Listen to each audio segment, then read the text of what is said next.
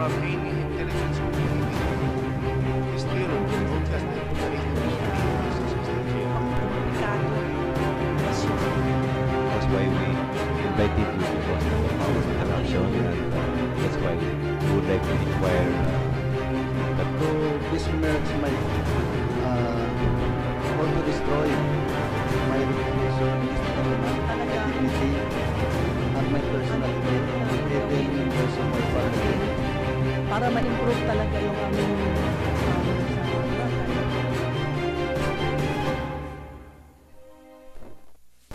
Gentlemen and ladies, good morning to our guests, to our viewers.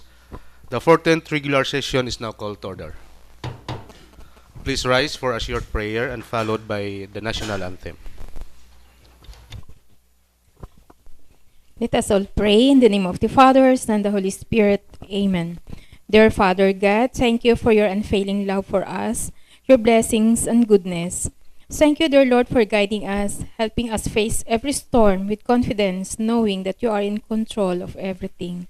May your guiding spirit will continue to protect us and our families so that we can serve our constituents according to your will. May those whom you have blessed with greater material and spiritual riches will recognize your call to share with one another. Grant us, Lord, peace in our hearts, peace in our families, and peace with our fellow men. Amen. In the name of the Father, and the Holy Spirit. Amen.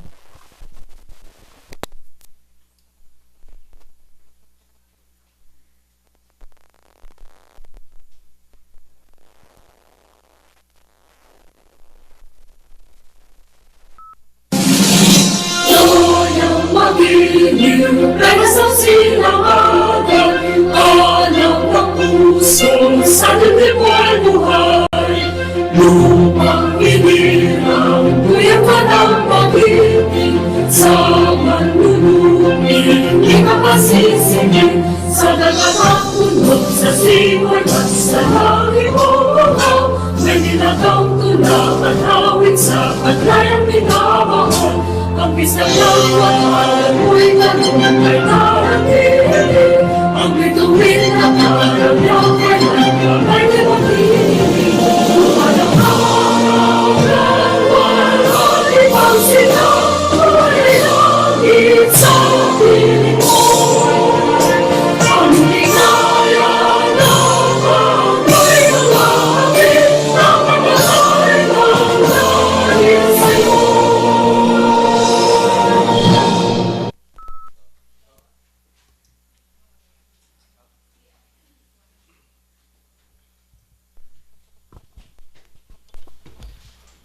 Okay, Madam Secretary, please do the roll call. Okay, good morning. We are now on our 14th regular session.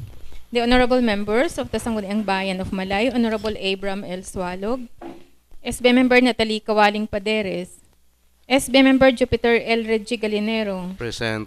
SB Member Frolibar S. Bautista, SB Member Lloyd B. Maming, SB Member Dalidigway Sumdad, SB Member Maylin Aguirre Graf, SB Member Danilo G. De Los Santos, SB Member Dante Sipagsugiron, and SB Member Julita Iaron. Mr. Chairman, 6 are present, 2 are on official business, our Vice Mayor and Honorable Graf, and 2 are absent. Okay, thank you, Madam Secretary. So the presiding officer would like to declare that we have a quorum. So let's go to the adoption of the minutes of the previous session. Yes, Honorable Maming. Mr. Chair, good morning everyone. I move to dispense the reading of previous minutes. So it's been the previous minutes has been dispensed and it was seconded by Honorable Pagsugyaron. So let's go to page 1.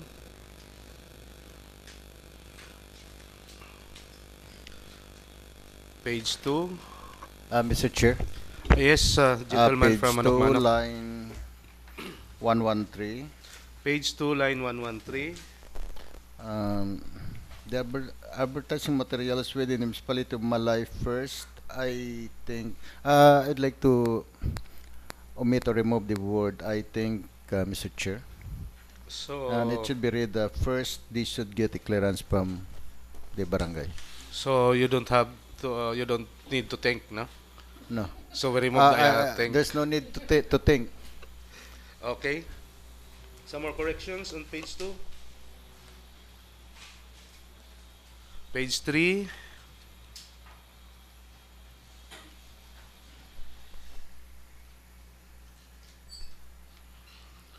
Page 4.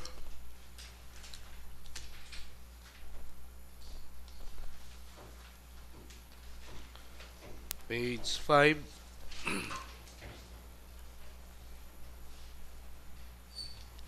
Page 6. Page 7. Page 8.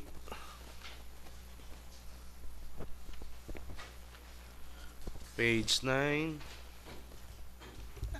Mr. Chair, can we go back Yes. to page number 3? Come again. Page 167. Page 3. 3, Yes. line 167. Okay. Actually, I think, One, oh, yeah, 167. 167. I'm referring to the numbers of advertising materials, Mr. Chair. So piece by piece, I think it's this not the Uh, spelling, no? No. the face by face. Yeah. What I mean, I'm referring to number of pieces, no, of advertising materials that the uh, the local government charge, no, a fee, no, for every piece of advertising So material. piece, Yeah, not yeah, face. yeah. Not Face to face. So piece, no? yeah. Piece. Not meat, Not but face. piece. Okay. Sala ang pronunciation recorder. Okay, so let's move forward. Page 9.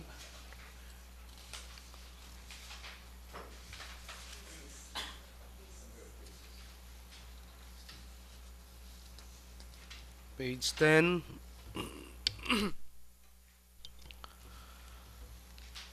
Page 11.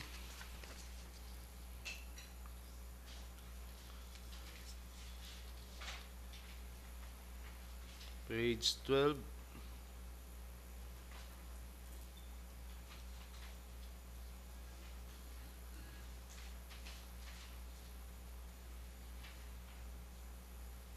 Page 13.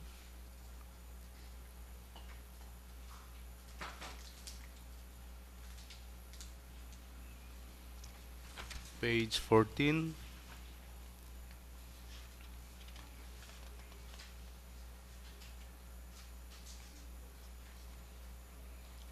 Page 15.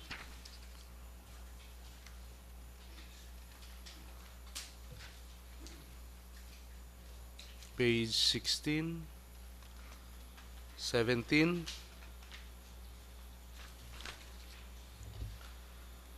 18.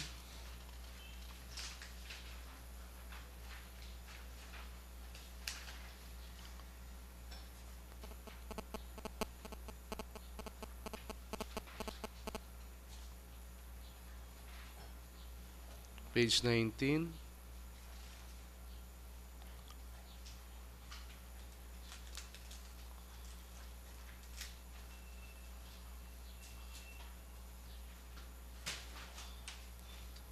Sa akil ko, no?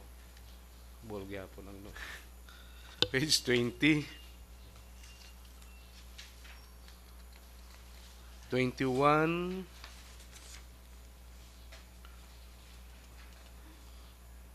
22. Page 23.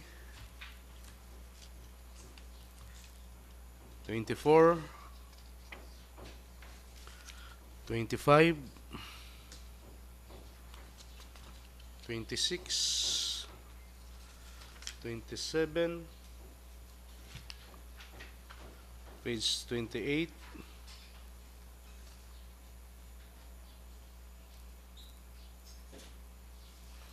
29.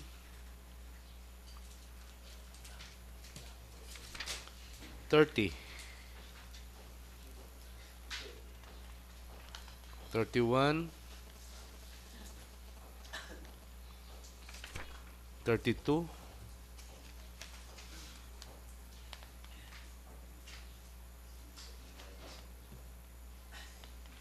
33.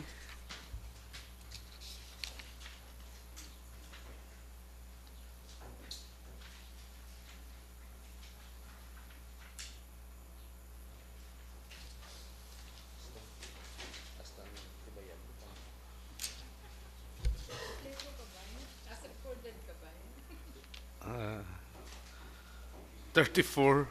Pati laughing.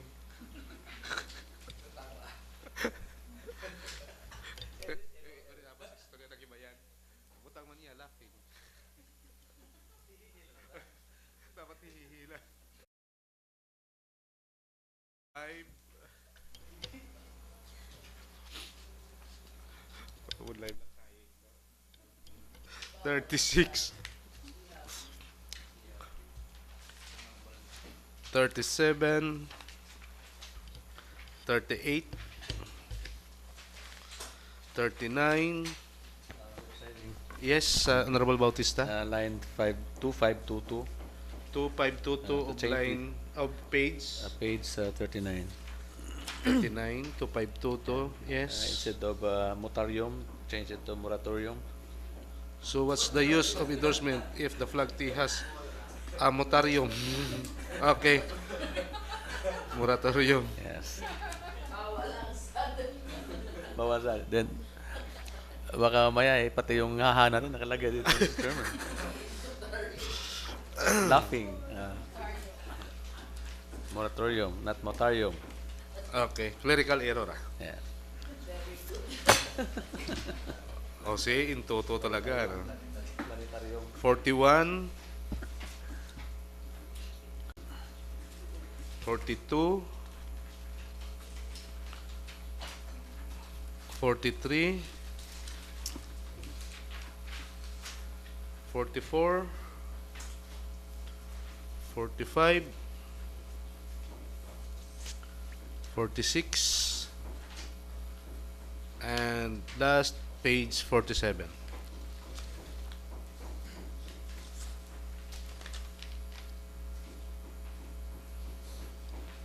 Okay? Subsiding. Yes, Honorable Bautista. I move for the adoption of our previous minutes, subject for some amendments. So it has been moved that our previous minutes be adopted and seconded by Honorable Pagsugiron with corrections on page 2, line 113, page 3, line 167, and page 39, line 2522 is hereby adopted. Madam Secretary. So, any privilege from the members of the August body? Mr. Chair, actually this is only an information. Yes, Honorable Gentleman because, from Manok-Manok, Honorable Bautista. Go ahead. Honorable, Pagsugiron, sorry. I stand corrected, Mr. I stand corrected. Wag kailangan. Okay, go ahead, Honorable I Pagsugiron. don't know what is the reason. Actually, Mr. Chair, thank you. No, this just like to point out that some of the residents here in the mainland are again clamoring about the implementations of the stray dogs. No, that I think wala talaga eh. No, so I'd like to at least remind the Office of the Agriculture, no, to take actions on this complaint, Mr. Chair, dahil siguro abo mo ng mga stray dogs dyan along the streets, no, and I think it's very clear that one of the provisions of the ordinance is that stray dogs are not No, allowed. The dogs. No? The dogs. Not the stray dogs. The dogs are not allowed to Dogs, stray. no? To roam around. No? To roam around without Least. ano to? Tie, no? Dog tie. Dog tie. And also dog registration, Mr. Chair, no? So, yun lang siguro. We need to inform the Office of the Agriculture to do their job, Mr. Chair. Thank you. Okay. Okay, so thank you, Honorable Pagsugyaron, Madam Secretary. So please notify the Department Head of Agriculture with the concern of Honorable Pagsugyaron. Another thing, Mr. Chair, no. That's another privilege, or Yes, Mr. Chair. Chairman, I think we have to ask a copy of list of registered dogs in every barangay, Mr. Chairman, if to be sure that if the office is really doing their job effectively, especially on the registration of these pit dogs, Mr. Chairman. and vaccination for anti-rabies. How many vaccine been? How many dogs been vaccinated and registered with their office, Mr. Chairman? Okay, so please take the concerns of Honorable Bautista, Madam Secretary. Yes, Honorable. To clarify, Aaron. the barangay is the one who registered dogs. It's the barangay. Yeah, it is within every barangays. So, what will be the function of the They agriculture's will office? collate. They will. They will collate all the records from the barangay because in Barangay Katiklan, our barangay treasurers registered.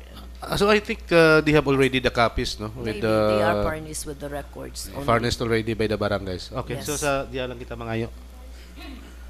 Okay, so some more concern. Okay, Okay. Mr. Chairman.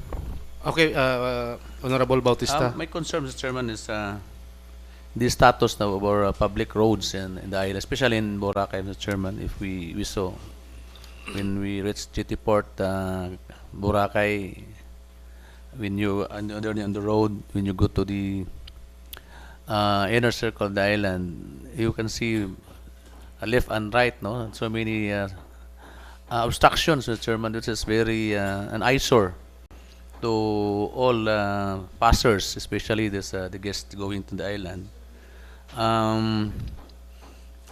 We can see even now in the Station 3 area, a lot of cases had been stockpiled, no, on the sidewalks. Not only like beers and soft drinks have been piled up there and in the sidewalks. Selling of goods and anything, no, even fish are sold. Some vendors when you go into passing yung diversion as a craft. Still, every day you can see selling of some vendors there. We can even see the construction materials being dumped along the side roads. Even there are some plant boxes that really disturbs the sidewalks also. Even regular parking of vehicles, we can see the chairman even shows the dilapidated vehicles been parked on the side roads. Some junks, no? Nakita ato, Mr. Chairman, parang everywhere in the, not only in the main road, but including pathway in the beachfront, no? There's some been put up some fences every night that in order to make safe their products, which is displayed outside their buildings. So that's I've noticed, Mr. Chairman, in Boracay, which is parang makita very topsy-turvy ang aton ng mga roads, no? The main roads, the sidewalks, the pathways, the setbacks, nakapakagulo. So that's why, Mr. Chairman, I am proposing in passing an ordinance, Mr. Chairman, to regulate the usage of to prohibit, no, those activities that really disturbs and that obstructs in our public roads, Mr. Chairman. So that's my recommendation to pass an ordinance in order to not really to regulate, but really prohibits those obstructions. And I think we have already an ordinance with regards to our roads, no, particularly in the island of Boracay, because they will be considered as obstruction of road. Yeah. So on our traffic code, I think that was already emphasized, no. So we can actually issue them tickets, no, with regards to that. And right now on the Ambulong area, grabe gid man, and then I think they are now on the stage of demolition of their own violation, no. So that's why some business establishment, they just put their debris and their stocks, no, on the 6-meter easement, no. But I think it should not be there, no. Hindi dapat doon. So I think we have to remind our map Municipal Auxiliary Police and the MDRRMO, because sometimes, no, somehow it would create accidents, no? Yes. Okay, so thank you for that Mr. Chairman, concern. Mr. Chair. Yes. Just a moment, Mr. Chairman. Actually, our traffic ordinance is more on vehicles, Mr. Chairman. Vehicles, So those ceiling of like vendors on the sidewalk is Ah, yeah. not covered by traffic code, Mr. Chairman. Unless otherwise they have their permits, no, from. But we will not allow it because that's illegal. We're not allowed to vendors to sell in the sidewalks that really disturbs the passers, Mr. Chairman. So that's why I'm proposing this ordinance. Anyway, if there are some other existing provisions, no, that are really in conflict with this or existing already, anyway, we have to find join, Mr. Chairman, Yes, with this ordinance. But I have to pass this ordinance, Mr. Chairman, Okay.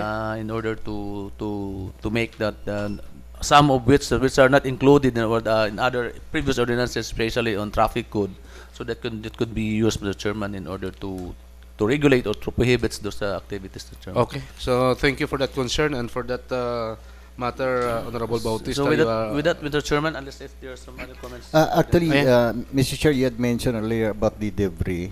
I think the main concern of those establishment owner now who made their self-demolition is that where to dispose, no, or to bring the debris. Because right now, if you can see on this long street of the main road, there are a lot of debris, no. Actually, the just put within the 6 meter distance, no, Mr. Chair. And I think this is now the problem because some of the owner also inquired as if where they can dispose or to bring the debris, Mr. Chair. And well, one time I remember that Governor Miraflores also mentions that he will use the barge, no, and to park in the I think Manok-Manok area, so that all debris, those who want to have problems with the debris can The- bring directly to the and put in the Barge. barge, no. Actually, that is for free, no, Mr. Chair. At saka yung yung drainage natin, ang daming hukay dyan, nandyan na yung mga debris nila, ba't di pa na hinahakot? Wala nang madadaanan yung mga yung sa pedestrian, Mr. Chair. Dapat ma-address na yan, eh. No? Kasi, Yeah, I think saka somebody wala from nga the mga council marker brought out dun. that matter last week, no? Yeah, Yeah, it's Honorable Bautista, Mr. no? Chairman, I With think they're regards to the waiting manhole. for the budget, no. I think the budget was not yet released, no, in order to pay the expenses of howling or whatever. So I think even those people working there is not no salary yet, no. So I don't know. There's a delay in the issue, the release of funds for that, Mr. Chairman. Yeah, but because we have also some personnel, no, from the local government unit of Malay working on it, but they are like cast for work. And Oh, so I don't know with the province because the province is separate. the engineering department has submitted a 6.5 million budget for its rehabilitation of that drainage.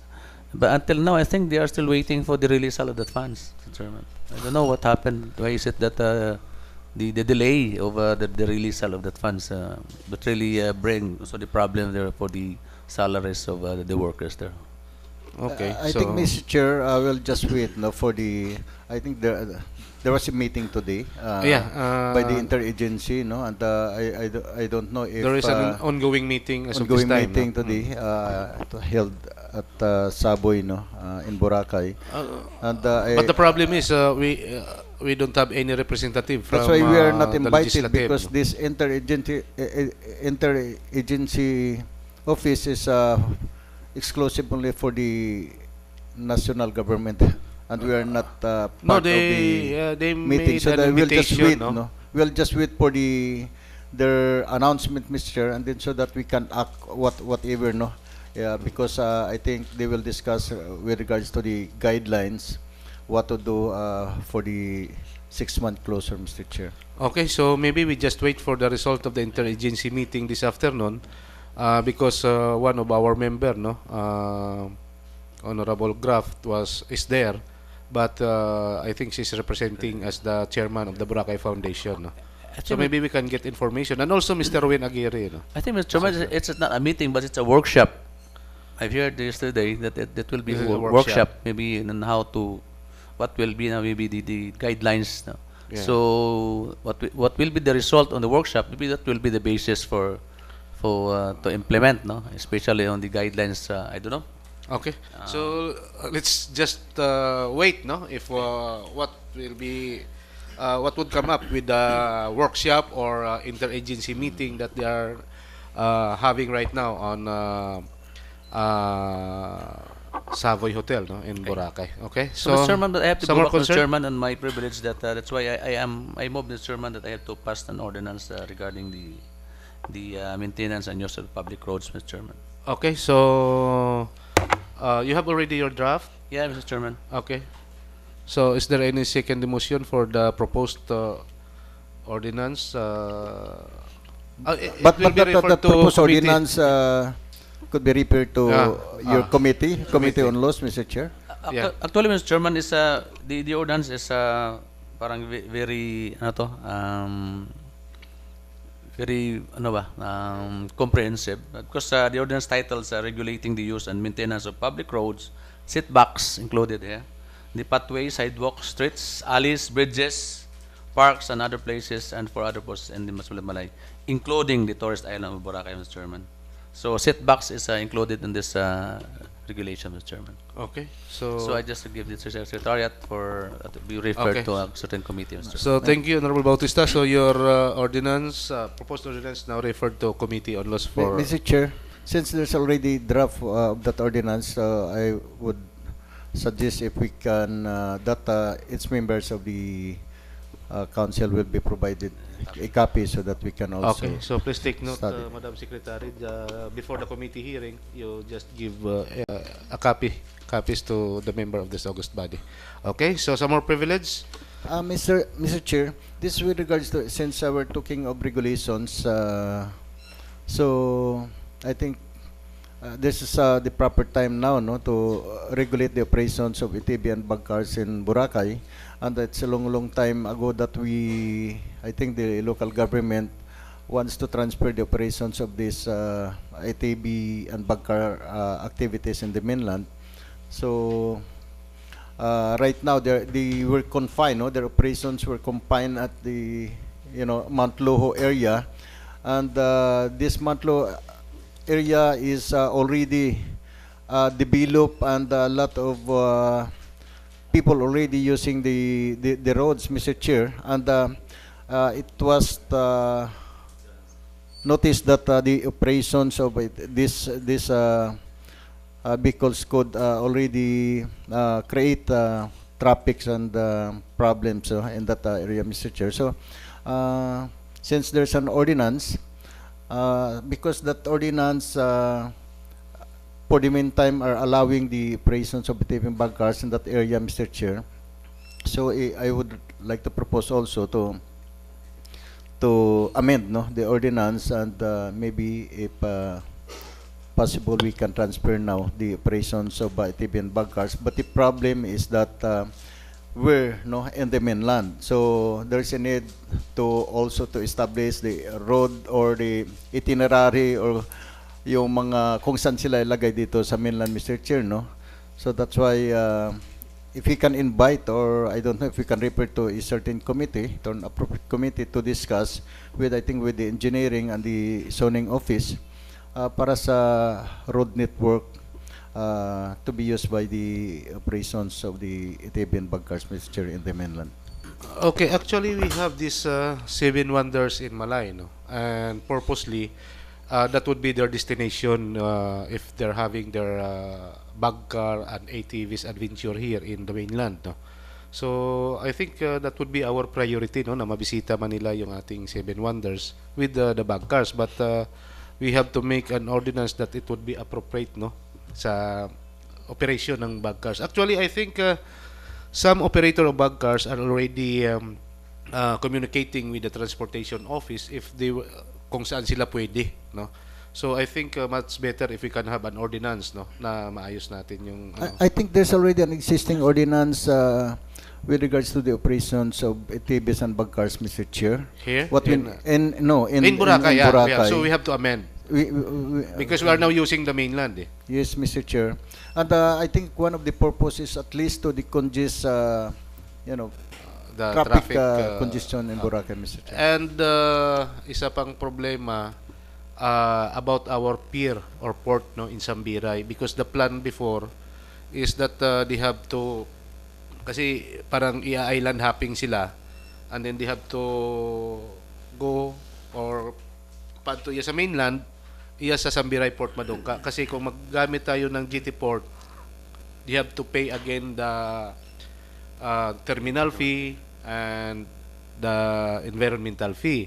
So that's why there was a proposal before that it should be sanda madungka sa may Sambiray, and then una man sanda masakay pabalik sa Boracay, no, using the island hopping boat, not the scheduled boat, no. So since that the port wala pa ring desisyon yung sangguniang panlalawigan, binalik na natin yung ating ano, no, na harmonize na ano na incoming natin, and then i-propose i-harmonize na yung mga pod. Okay, so yeah, yes, Honorable Aaron.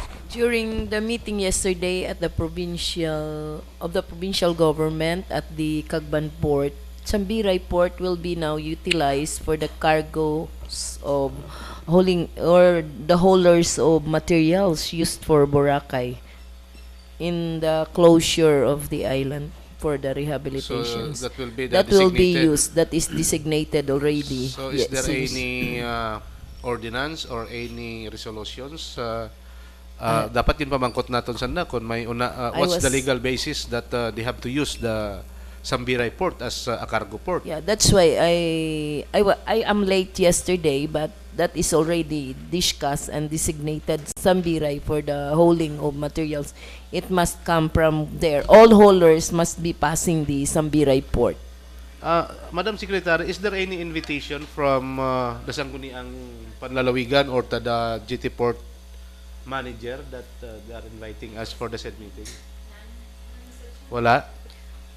But I was invited for the barangay in behalf of for the barangay barangay because it's your barangay. No? Subsiding, Yes, can I ask our ABC President if the barangay chairman of Sambiray was present during the meeting? I was not able to see him there. So- Only a kagawad of Manok-Manok also. Yeah, Yes, kagawa there ng yesterday. Manok-Manok because they were reported yesterday that there was an ordinance from the Sangguniang Panlalawigan for the ID For the terminal, ID, yeah, for the ID. for the ID. Jetty Port Pass. So, but just to pass for the GT Yeah. port, you have to present your ID. But regarding the transferring of all, using the Sambiray area for cargoes, Mr. Chairman. So is there anybody from the LGU present during the DRRM, they are late also. DRMO? Why the DRRM? Why not they invited the mayor's office or from this With- August body? No, with Wala all din. the haulers there, the cargoes of small boats, the Boraland and the SMC. Meron ba sa society ba? Dahil walang coordination eh.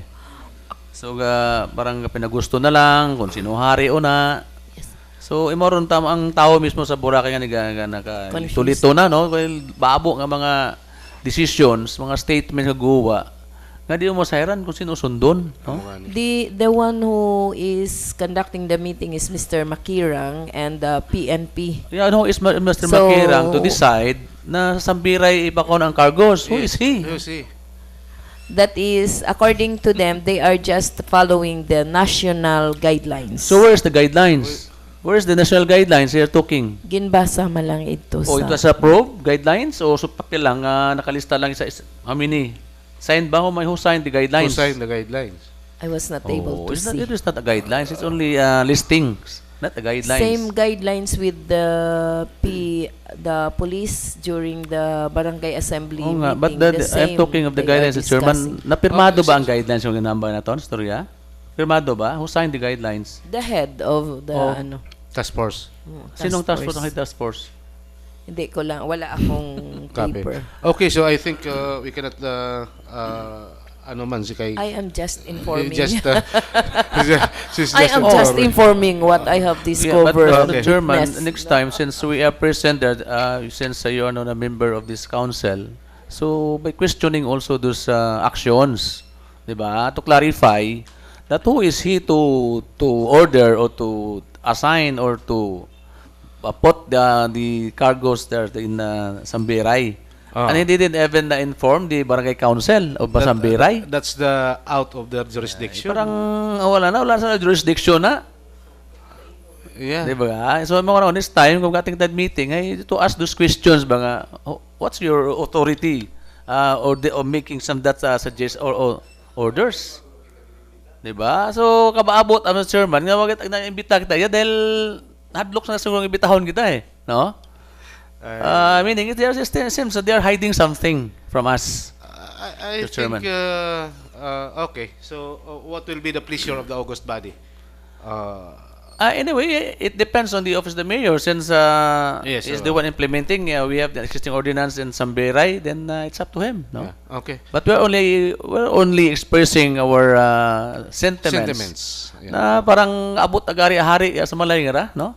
Aga isa malang hari yan, mayor malang hari yan. Yeah. Nobody can say hindi ka mo pwede magsugod. No, what is the authority not to allow Filipino going inside out in Boracay? Anong basihan na ka ba? Wala, Mr. Chairman. That's why maybe we have to wait for the guidelines, no? Baka hindi naman it's a rehabilitation, no? So it's not the closure. Mas karon bang hindi ko bawang paligos dagat. Okay, maligos pa kon. Padakop anong charge na kakon? Illegal swimming? I think that's foolishness. Yeah. Oh. No, but Why designate? What's the reason why designate that area for swimming? That area is the safest of all the areas. So maybe we have to we cannot decide right now, no, what will be our comments with regards to their guidelines, unless otherwise they have to pass their final guidelines to be implemented during the rehabilitation of Boracay. Nakita ko Mr. Chairman, basta ipasa man na katon, ipa-adapt man na katon nun eh. Ay, the power is within the legislative. Oo nga ni. Eh, dapat ko you have to invite us, so that we can give us some inputs, no, in order to have an effective implementation of that guidelines. Ay, ano ba guidelines mga sinato? Dapat ay tanan doon, dapat may basihan. May basihan or else dahil natawa ko na Mr. Chairman, pero mga tao na napiktuhan eh. Yes. Ato nga ni, we heard na may isaw nga ni kabaye ito nga mother nga single mom nata sa nervous breakdown. Akban nga nagka-diferensya ko no isip dahil sa kainisip karon nga mga problema. Yes. O sino karon ro liable, Mr. Chairman?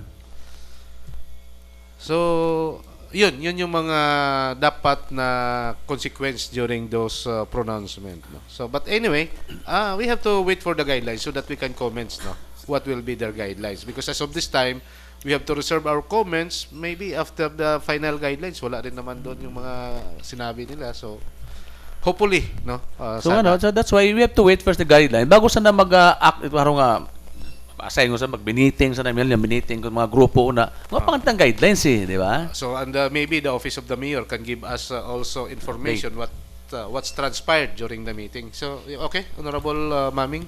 Thank you, Mr. Chair. Balik kita sa concern ni Honorable Pagsigiron nga sa pagkar. So, ang aton siguro na yung Brown sa patawag lang anay ang owner nga pasayron sanda nga hayaron ang aton nga hayaron wala ang aton plastar nga bago basi mga tawan nato sa nait oras nga astalan sa ito sa Boracay. Pag regarding man sa at ang isyu nga sa sige obra, tama man nato nambal dyan nga medyo blanco kita. Paano kita ka-aksyon? Paano nga itong brahon? Kaya, dahil lupad ba kung ano ang planning nanda? Aksyon. Pero, ang aksyon nanda, pwede gubon. Tulad sa sewerage kaya. Gubon. Simintohon. Tapos, may plano, sigla galit sanda sa babaw. Dapat i-plastar. Dahil kung limawa nga maghulag, what direction? What at memo. So, medyo lupad. Pero so dyan sa ID kaya nga galupad, wa man kita kuno kasayod.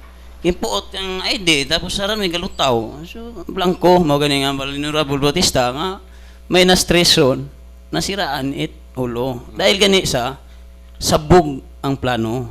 Mo gani nga hulat kita, mo gani nga ambal sa mga tawo, hulat kita it desisyon.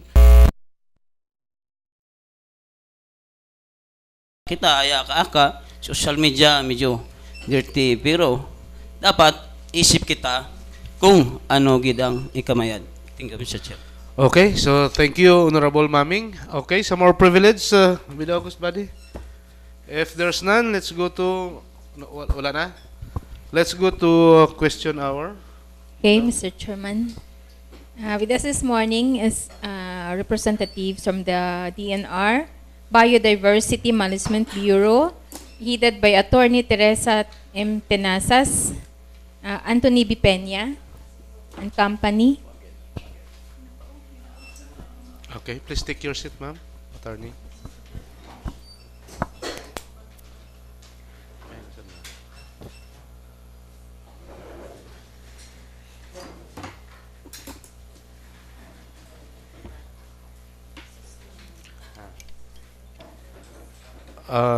Any motion from the August body to suspend our rules? Presiding, Yes, Honorable Bautista. I move to suspend our internal rules, no, to give way to our guests for this morning.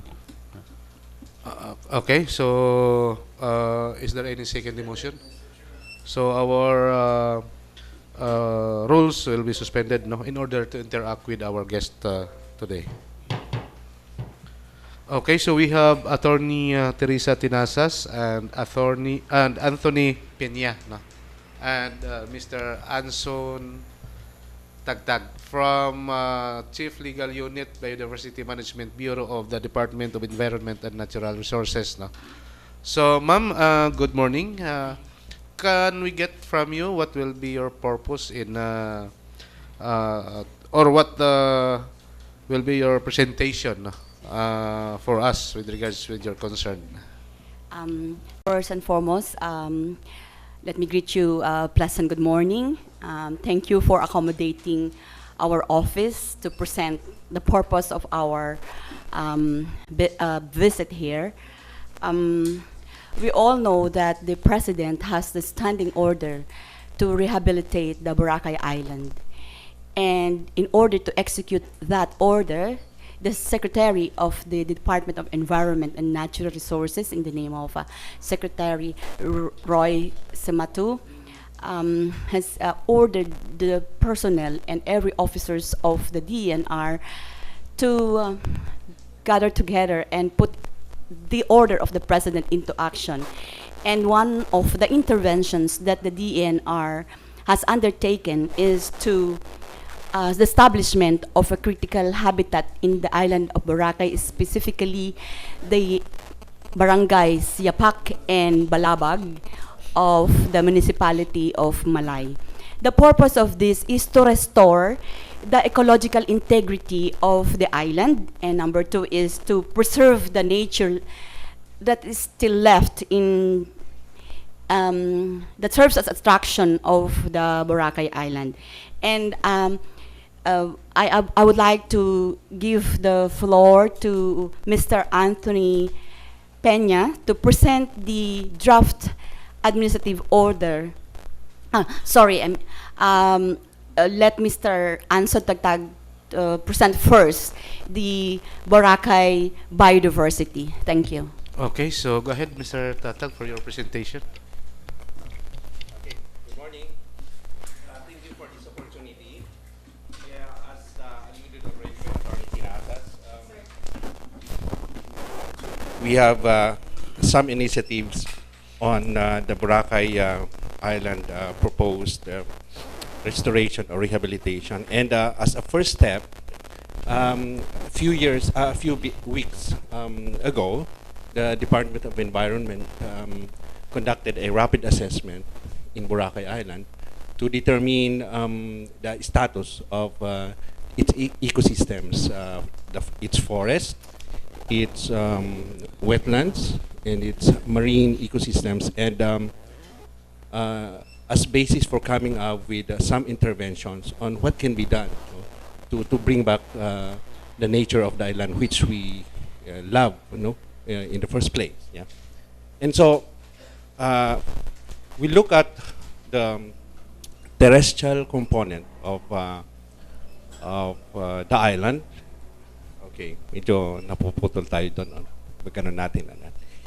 And I just like, of course, you are very much familiar with the island already, no? But just for your appreciation and just to go through with what we appreciate so much of the biodiversity of Boracay, i-run-down ko lang na konti, no? So in the terrestrial environment, what we have found is that there are 3 types of forest still there in the island. Pag tinitingnan mo yan, siyempre gubat lang yan, ano? But scientifically speaking, there are 3 types of forests that we can find there. The mangrove forest, of course, which is found in the immediately in the shoreline, no? And okay, that one. And based on the initial land classification, or in the land classification of the lands of the island, we the forest lands were already identified, and it's good to see that much of the forest lands which were identified, it's still there, no? And to characterize them, nandyan may mangrove forest tayo. As you can see in the picture, composed of various species, Rhizophyra for one. And then what is interesting here is that there is a very rare type of forest. We call it forest over limestone. Ito yung mga forest natin na nabubuhay sa ilalim ng batuhan or limestone. And it's quite interesting because this is quite rare type of forest in the country. And if you look at the photos that we have here, the trees are quite small. But that's because in limestone forest there is a dirt of nutrient. Medyo kulang yung soil, no? But kahit maliliit yung mga puno niyan, what is interesting is mga matatanda na yung mga puno na yan, no? Some scientists say that probably some of the trees there can reach up to 100 years old, no? At ito ay makikita sa ang karamihan dito ay makikita dito sa Barangay Yapak. The bulk of the limestone forest is in Barangay Yapak. Okay. Okay. And the other type of forest would be the beach forest, which a type of forest found in the sandy shores. Dito natin makikita yung ayan yung yung mga talisay, yung mga kahoy diyan, no? Doon pala sa limestone forest natin, merong mga very interesting na mga kahoy doon, kagaya ng mga mulave, no, na bihira nang makita ngayon, no?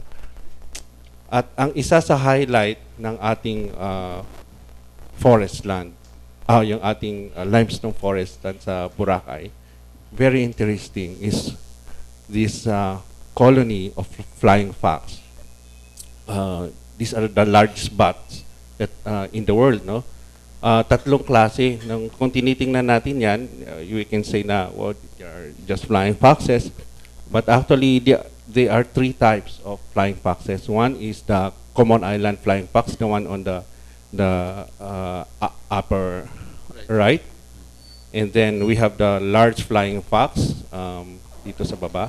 And then the endangered golden crown flying fox. Alam niyo, sir, yung golden crown flying fox, ito yung endemic ito sa Philippines. It's the largest bat in the world. O yung its wingspan can reach up to 1 meter, no? So Yung one wing niya, yun yung buong wing. yung dalawang wingspan, no? Baka yun yung sinasabi nila dating mga aswang, sir. Yan ang sa ano, yan ang sinasabi nila ng aswang kasi 1 ito meter eh. Oo. Laki. Ito gusto ko siyang i-emphasize, no? So itong dito sa Panay region, bibihira lang tayo makakita ng colony ng flying fox, and it's quite amazing that that they choose the Boracay Island to occupy, to roast. And during the night, this flying fox would move out from Boracay Island. They go to the mainland Panay to forage, and by doing so, they help in the dispersal of seeds. So they are biological agent for seed dispersal and natural forest regeneration. That's why itong mga fruit bats natin, we call them the silent planters, no? So kung maalagaan natin sana natin sila, they can help us in the regeneration of our forest even without spending so much money, no? Okay. So yun yung ating ano. Unfortunately, itong flying fox, we have been, there's a local organization there, and I think that the local DNR also was involved in the monitoring of the population of the flying fox for 15 years. And then, as far as they can recall, the first instance that they saw, yung flying fox na to, they have a population of about 15,000. No? And pero recently, no, yung population has plummeted down to 2,000 only, no? And this is attributed to a lot of factors.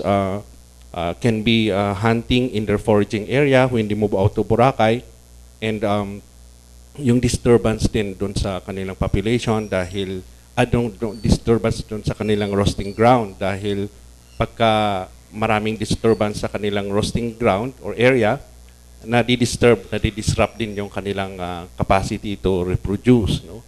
Masyadong maingay. Minsan nakikita natin diyan yung airplane, yung helicopter na palaging nagpa-pass around, tapos yung mga bats lipad sila ng lipad every minute or so. So of course yung natural behavior nila, their ability to care for their young, imbis na nag-aalaga, nagpapadede ng baby nila, nai-interrupt. So that could contribute to why the population is decreasing. Mr. Chair, pwedeng ko lang ako doon sa population count. Kung tingnan kasi natin from 1988 up to 2017, anong basis na year 2012 na 1,709 lang and then nag-increase, sir? Saan kayo kumuha ng data na gano'n? Dapat supposed to be umuunti-unti na sana yan. Pero if you look at the figure, malaki sa 15,000, 2,000, bumaba sa, and then 2014, tumaas na naman at 2016. Ayan, okay, yeah. Very interesting na observation. No? Ang very tricky rin kasi yung pagka-count ng population. No? Sometimes it would depend on the effort that you put in the counting. No? Minsan naman kasi sa isang taon, siyempre mas marami yung nagka-count, mas accurate, no? Depende rin yun sa time ng pagka-count, no? So nakataon na nag-count sila, hindi maganda yung weather, no? So ganun din. But if you look at yung general trend. Okay, Mr. Tagtag, excuse me for a while. I would like to relinquish my chair to Honorable Bautista, no, for some important matter.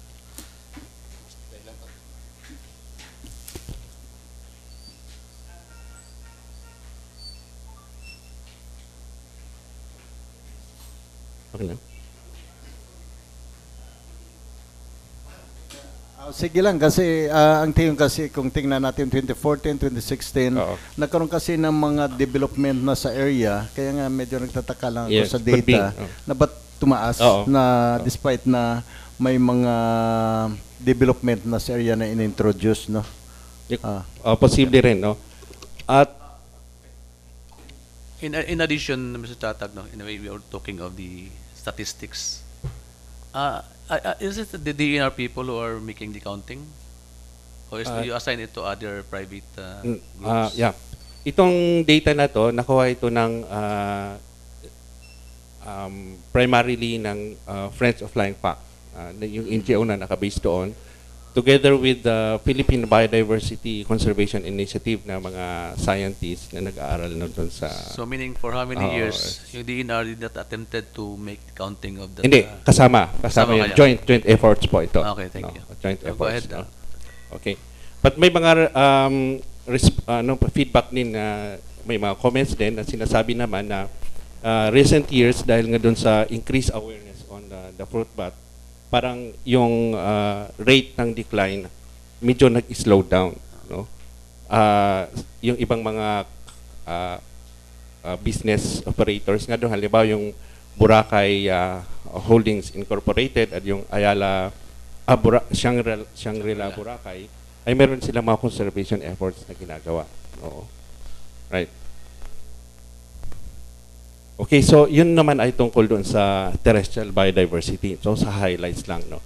So tiningnan na natin yung yung Boracay Caves, no. Very interesting yung Boracay Caves dahil ito nga ay limestone yung kanyang substrate. Meron siyang mga karst areas, mga subterranean features, no.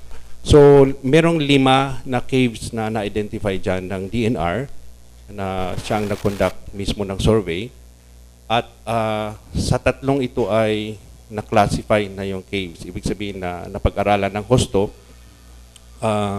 Ito yung Balabak Cave, Lapus Cave, Dark Side of Paradise, no? Bat Cave at Crystal Cave, no? Yung classification dito base sa ating Republic Act 9072, no? So meron tayong Republic Act on the Protection and Management of Caves, Republic Act 9072. At ito nga yung mga initiative na mga steps na ginagawa to protect our caves is to conduct assessment. And na-assess yung 3 caves diyan sa Boracay, and nakita na very substantial pa rin yung biodiversity makikita sa loob. Pag sinabi natin class 1, ito yung mga caves na merong delicate na features, merong mga threatened species na nabubuhay sa loob na hindi na dapat alagaan, no? So usually yung class 1 caves nire-reserve natin yan sa mga scientific purposes or other authorized activities. Yung class 2 naman, ito naman yung ganun din, meron diyang special features, may mga threatened species din na pwedeng i-open for regulated or guided visits. Okay.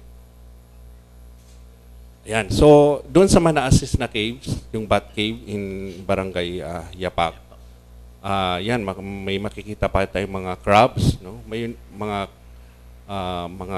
insect bats, mga stalactites. Ito yung mga nakabitin na mga formations, no? At ito ay nakakonekta direkta sa dagat. Kaya marami din yung mga sea snakes na pumupunta dyan, no? Yung sunod, okay. So ito yung mga examples na mga fauna or animals na makikita sa loob ng cave, no? Ito pa yung Crystal Cave. Okay, ganun din. Ito yung ang important feature nito, mayroong mga artifacts or ecofacts daw na nakita dito, no? Ito yung Dark Side of Paradise. Ito yung pinakamahaba na cave na abot ng 1,000 meters. But it's a survey, no? Okay. Sa ngayon, ang base doon sa nakausap na ng mga tao, doon nakasara naman na yung mga caves dahil ginagawan pa ng management kung paano ma-control, ma-regulate yung pagbisita. Okay. Maliban doon sa caves, meron tayong mga wetlands, no? Ang wetlands ay isang importante na type ng ecosystem, no? Historically, ang ina-account ng mga tao dyan na matagal sa isla, there were about 12 wetlands. Ito po yung mga creeks, lagoons, mga swamps na makikita dyan sa isla. Pero noong 2008, nung nag-account ang DNR dyan, ay 9 na lang yung nakita na present na wetland. At noong pumunta ang DNR itong March, ay 7 lang. Out of the 9 na survey noong 2009, 7 na lang ang na-survey dahil yung 2 ay hindi makita. Ang binibigyan natin ng pansin itong wetlands, no, mga swamps, kasi malaki yung ecological function. So ito nagsaserve na catchment basin. So meron silang filtering function at saka function to reduce flooding during rainy season, no? So kung naandyan sana yung wetlands natin, nagpa-function sila during rainy season, naipon yung tubig, tapos unti-unti na yung malinis na tubig na filter tapos nare-release sa dagat. But of course, the condition is different right now. No? And I like to show you, of course, alam na natin yan, just for reiteration, na yung pumunta yung DNR dyan, yan, yung wetland number 1. Kasi merong, yung nag-assess ang DNR dyan noong 2009, may mga labels na yung mga wetlands. Nilagyan na lang ng number. Wetland number 1 hanggang wetland number 9. No? So yung wetland number 1, ito yung used to be about 6,000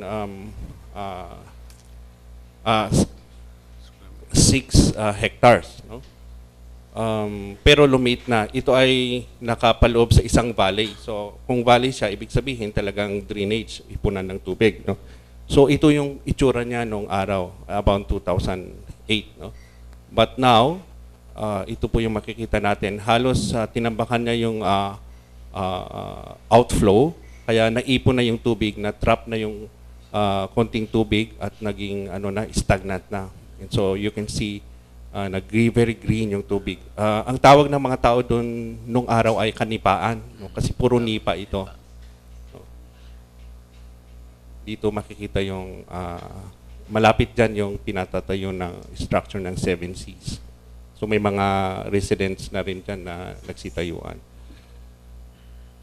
Yung pangalawa, okay, pala. Ito naman, isang wetland na nasa foot ng Mount Luho.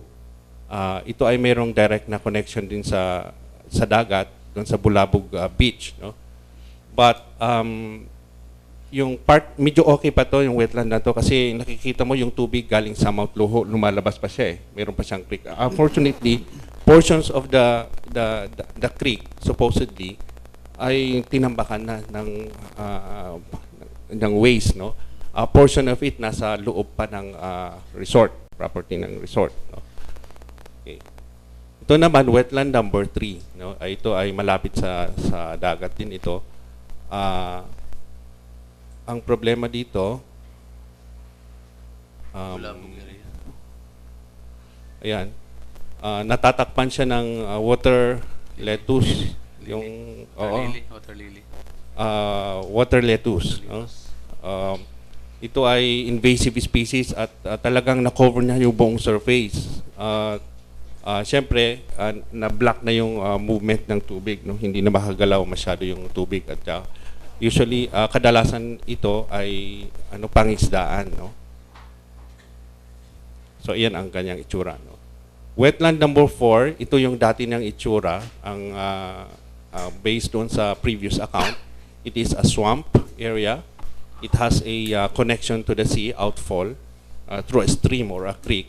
But then, now, you can hardly notice na it's a natural lake. It's para siyang man-made na lagoon, no?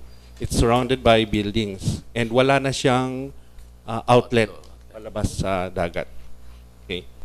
And ito, pasadahan lang natin ng konti. Itong wetland number 6, ang tawag natin dito ay dead forest, ang tawag ng mga tao dyan eh. Kasi ito ay mangrove swamp, kaso nga lang dahil natakpan yung bunganga ng swamp na to, yung movement ng water from the sea ay naapektuhan. No? Hindi na free yung movement ng tubig. Yung circulation ng seawater ay na-obstruct. So, unti-unti namamatay yung mga mangroves. No? Yung wetland number 5 at saka 7 na katabi niya ay hindi na siya ma-observe. No? Dahil nasa loob na ng mga na-develop na properties, mga resorts. Okay naman, yung wetland number 8 and 7 ay naandun pa rin naman. May mga makikita natin dyan, yung tawag nilang mga halaman yan, yung buhay-buhay, yung parang damo na talahib. No? At yung may mga nipa, meron pa rin makikita. Although, na-observe nga namin na may mga bahay din sa paligid niya, tapos nagdi-drain ng mga waste dito mismo sa wetland. No? Okay, so ito yung wetland number 9. No? isa sa gusto ko sanang i-highlight dito yung itong wetland number 3, maganda pang i-repair, no, or i-rehabilitate kung matanggal sana yung mga waste na pumupunta, tapos yung mga water lettuce na yan, merong mga water birds, no, na naandyan, no, mga herons and egrets at yung mga cranes, no.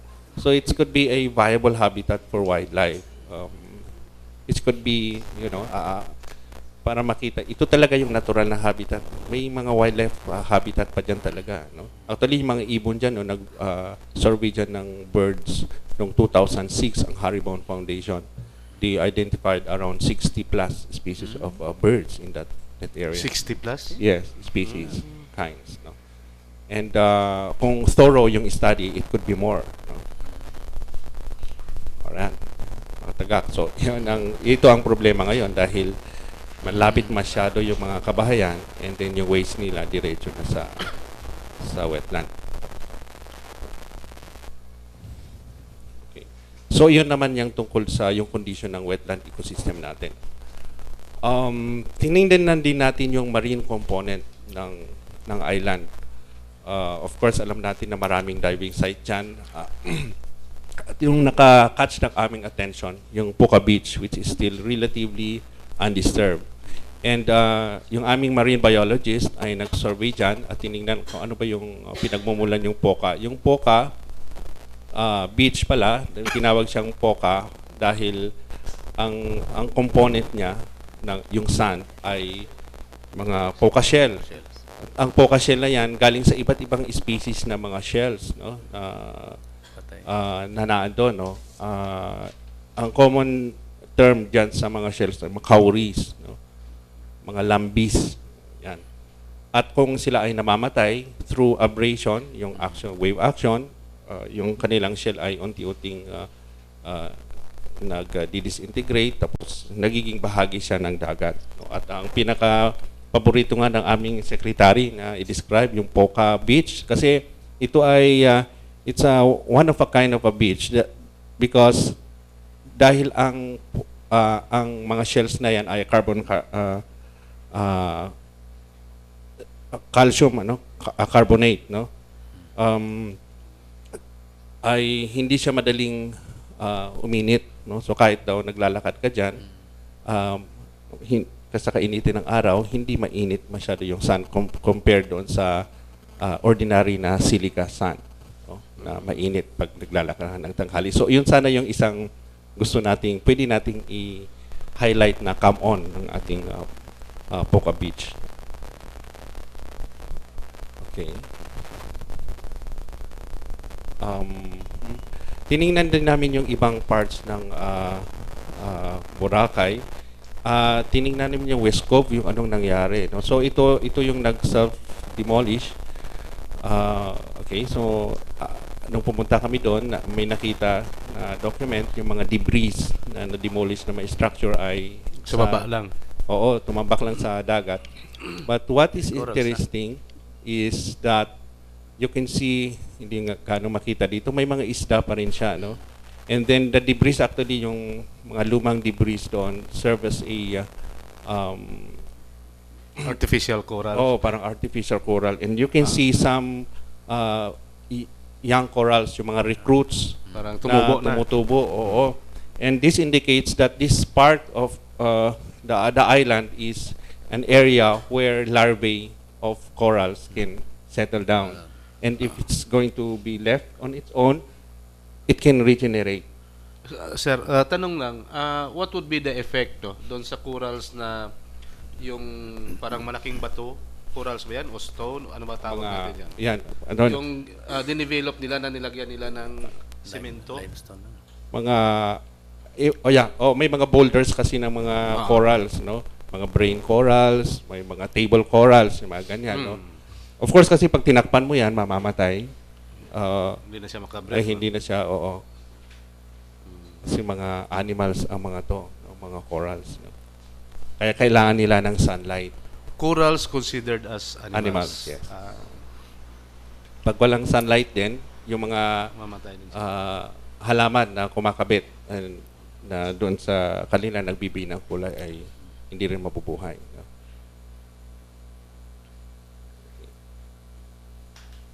Ayun, tinignan na namin Diniwid Beach. Of course, familiar na tayo dito, no?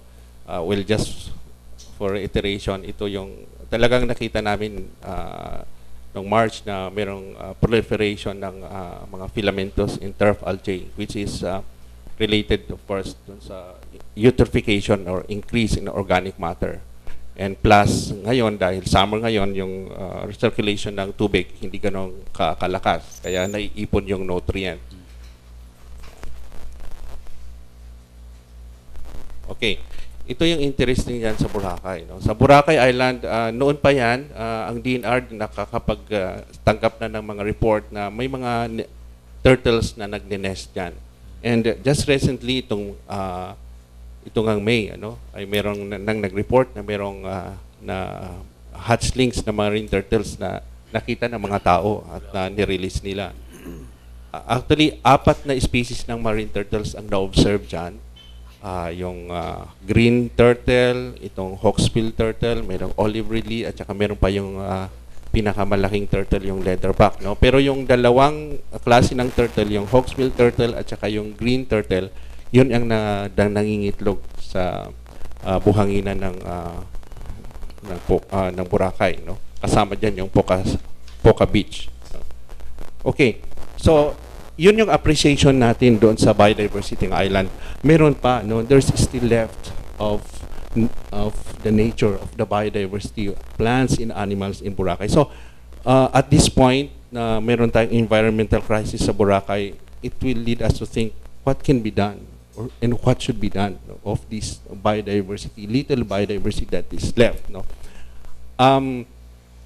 And what we have now, based on sa ating policy, meron ino-offer na instrument, yung ating Wildlife Act, yung RA 9147, for the establishment of critical habitat. No? Accordingly, Section 25 of the Wildlife Act instructs the DNR Secretary to designate areas important for the survival of species which are at risk of extinction, which should be managed in partnership with the local government units in the community. So yun ang tinitingnan natin ngayon na pwedeng natin gawin. No? And then, initially doon sa mga consultations, yung Boracay Bibas, Boracay Business Administration of Scuba Divers, no? Ay meron silang binigay na map ng mga diving sites. Ito yung mga critical areas na around Boracay na magaganda na pinopromote for diving, which could be designated as marine protected area network. No? So medyo marami siya. No? And then of course yung sa terrestrial component natin, yung ating natitirang forest land. So gusto natin na what is left should be conserved and enhanced pa. No? Identified naman na natin ang mga iyan actually naandyan. Kailangan lang medyo ma-manage siya para to prevent further degradation. Okay. And so, but so makita natin na medyo marami namang mga areas na pwedeng i-manage talaga. No? As much as possible, we want to manage the whole biodiversity that is left in the whole island. No? But as an initial step, we are now focusing on a proposed critical habitat which subsumes the substantial forest found in Yapak and the adjoining Poca Beach and the marine component. Essentially, yun ay sa north end ng island. Dito yung marine component, ito yung meron pang mga areas na pwedeng kung ma-manage yan, pwede pang mag-regenerate yung mga coral reef communities. No? So ito yung proposal sa ngayon ng DNR na bilang konkreto na intervention kung paano natin ma-save yung biodiversity ng Boracay, which we can build on later, pero gagawa pa tayong mas malaking hakbang. No? But if we can show that we can protect what is left through this initial proposal, then I think ma-appreciate niya ng ating sambahayan na talagang meron tayong gagawin. No? So, so ibig sabihin, sir, doon sa mga wetlands po, i-preserve na lang yung mga iwan. Yes. How about those sa mga nagamit na? Yung mga wetlands na pwede pang i-restore Restore. ay pwede pa. May mga action plan na tayo nakahain, nakalatag at pwedeng i-reclaim yung mga original na portions ng wetlands. Yung mga halimbawa yung may mga structures na I think may mga orders na rin, no, ang ating secretary para ma-clear kasi yung in-implement na yung policy ng easement. Okay. So ito pa lang just to emphasize yung itong proposed critical habitat na to ay forest, beach, marine, at saka meron siyang 2 caves dito sa part ng Ilig-Iligan, no? Yung sa Ilig-Iligan dito sa right na dulo, andyan yung 2 caves. So at saka may wetland. So lahat ng ecosystem type ay naka-represent doon sa proposed na critical habitat. So ngayon, inaanyahan niya ako si aking colleague, si Attorney Jay, para elaborate pa further yung aming proposal for a Department Administrative Order for a critical habitat. Okay, so Mr. Presiding, before Yes, we proceed to give the floor to Attorney Tinazas, yung sa about dun sa tatag sa sa tung sa may Shangri-La area, kasi mayroon tayong ginawa noon na buffer zone for habitat ng yung flying flying foxes. foxes. So it was from your office ba na approve noon na the 200 meters buffer zone or setback from yung identified na habitat ng flying fox. Yan, tama yun. Noon pa, noong bandang 2006, mayroong mga negotiations dyan, yung DNR Region 6, no? Kung paano ma-protect yung yung mga flying fox colonies. At yun nga yung napag-agrihan doon sa Shangri-La, Boracay, na naging part actually ng kanilang wildlife management program ng resort. Kaya lang over the years may mga iba pang nagsimula pala yan, no, from the Boracay Property Holdings BPHI. That's yung original na may-ari diyan. Then later on sila ang actually yung ka-negotiate ng DNR. Kaya nagkaroon ng agreement na merong 200 meters na buffer zone or easement from the flying fox colonies. At actually, inimapa nila yan. But that was early 2005. No? And over the years, medyo nagbabago na yung intention habang yung ownership ng portions of the land of the BPHI were transferred na iba. No? So, ito sana nga para pagka meron tayong critical habitat na ito at maipon natin yung support ng mga naandyan, ng mga resort operators, ay mas magkaroon ng avenue, no, para tulong-tulong. Yeah. Pero are you aware, sir, that the Shangri-La had parang may preserve sila na yung lupa nila mismo, which is within that habitat, na more or less 2 or 3 hectares, and then yung sa kay Mr. Luciuta na development, ganun din para may ibinigay din na Yes, ay makikita natin ngayon, dahil yun sa Shangri-La, yun sana yung pwedeng gawing model, for example, na kung paano ma-manage or yung coexist, yung business tsaka yung colony ng flying fox, no? That was started in 2006. So wala bang monitoring doon kung what happened now in that area, yung critical area na yan? From 2006 up to present? Yeah. Is the DNR monitor ba or may mga activity ba yung ginagawa yung DNR within that area?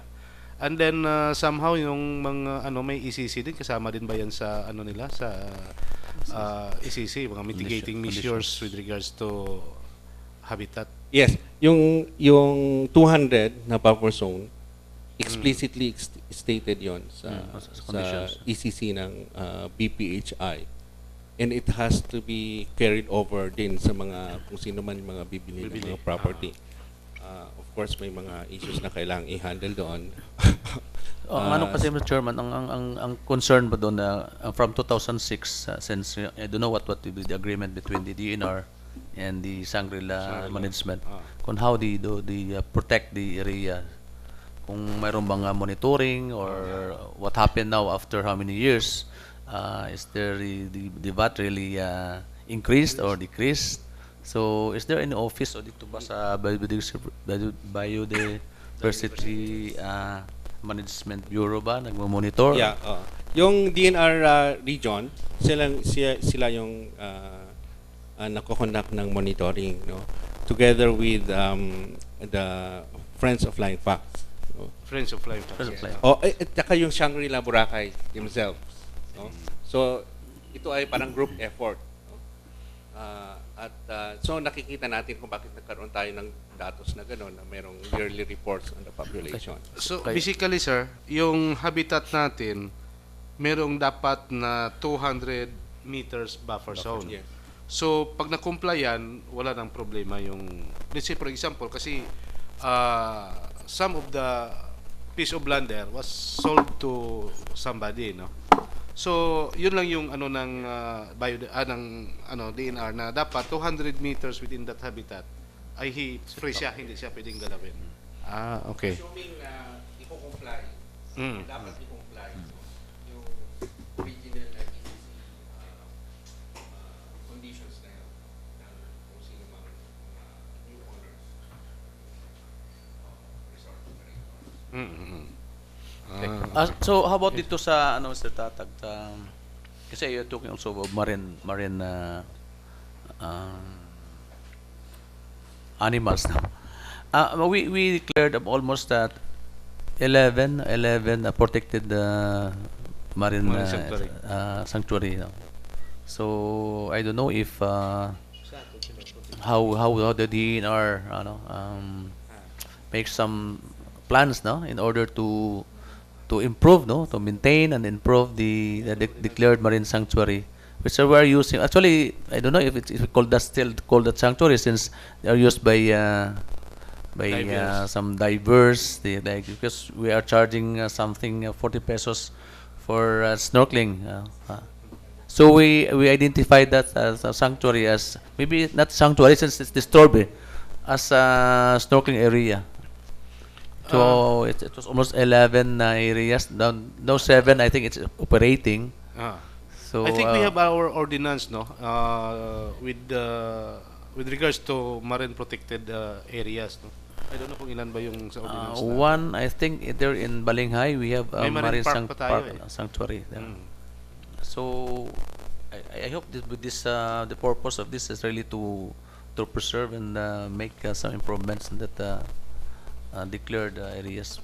Actually, kung titingnan ng map, I think most of the already identified marine sanctuaries ay subsumed dito sa main component. Kaya ito, of the 750 na total area ng proposed critical habitat, 600 ay marine component. So, napili yan kasi ito yung mga areas na kung nasaan yung mga Okay lang, sir. Okay, sir, siguro gamitin natin yung microphone kasi live po tayo.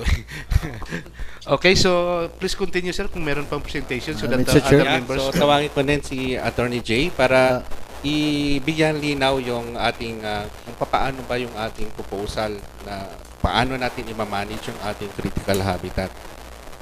Okay, before you leave, sir, may katanungan po si Honorable Pagsugiron. Yes, go ahead. Sir, thank you, Mr. Chair. Kanina kasi medyo concerned lang ako with regards sa mga KB, no, na declared. Although na parang hindi nakasama yung Barangay Manok-Manok, na meron tayong identified na mga caves dyan sa Barangay Manok-Manok, sir.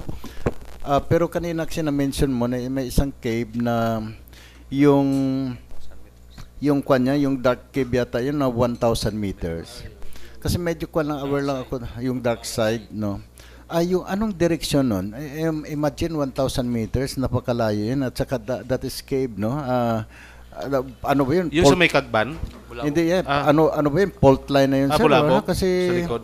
may structure tayo. And, minsan pinag-usapan na especially Secretary Simato na sinasabi niya palaging carrying capacity, no? Di naman natin. Like ito kasi yung proposed project, although ongoing na nga, yung Gaisano, I heard na mayroong cave sa area mismo ng Gaisano na binili nilang property, sir, no? So, dapat this should be investigated also.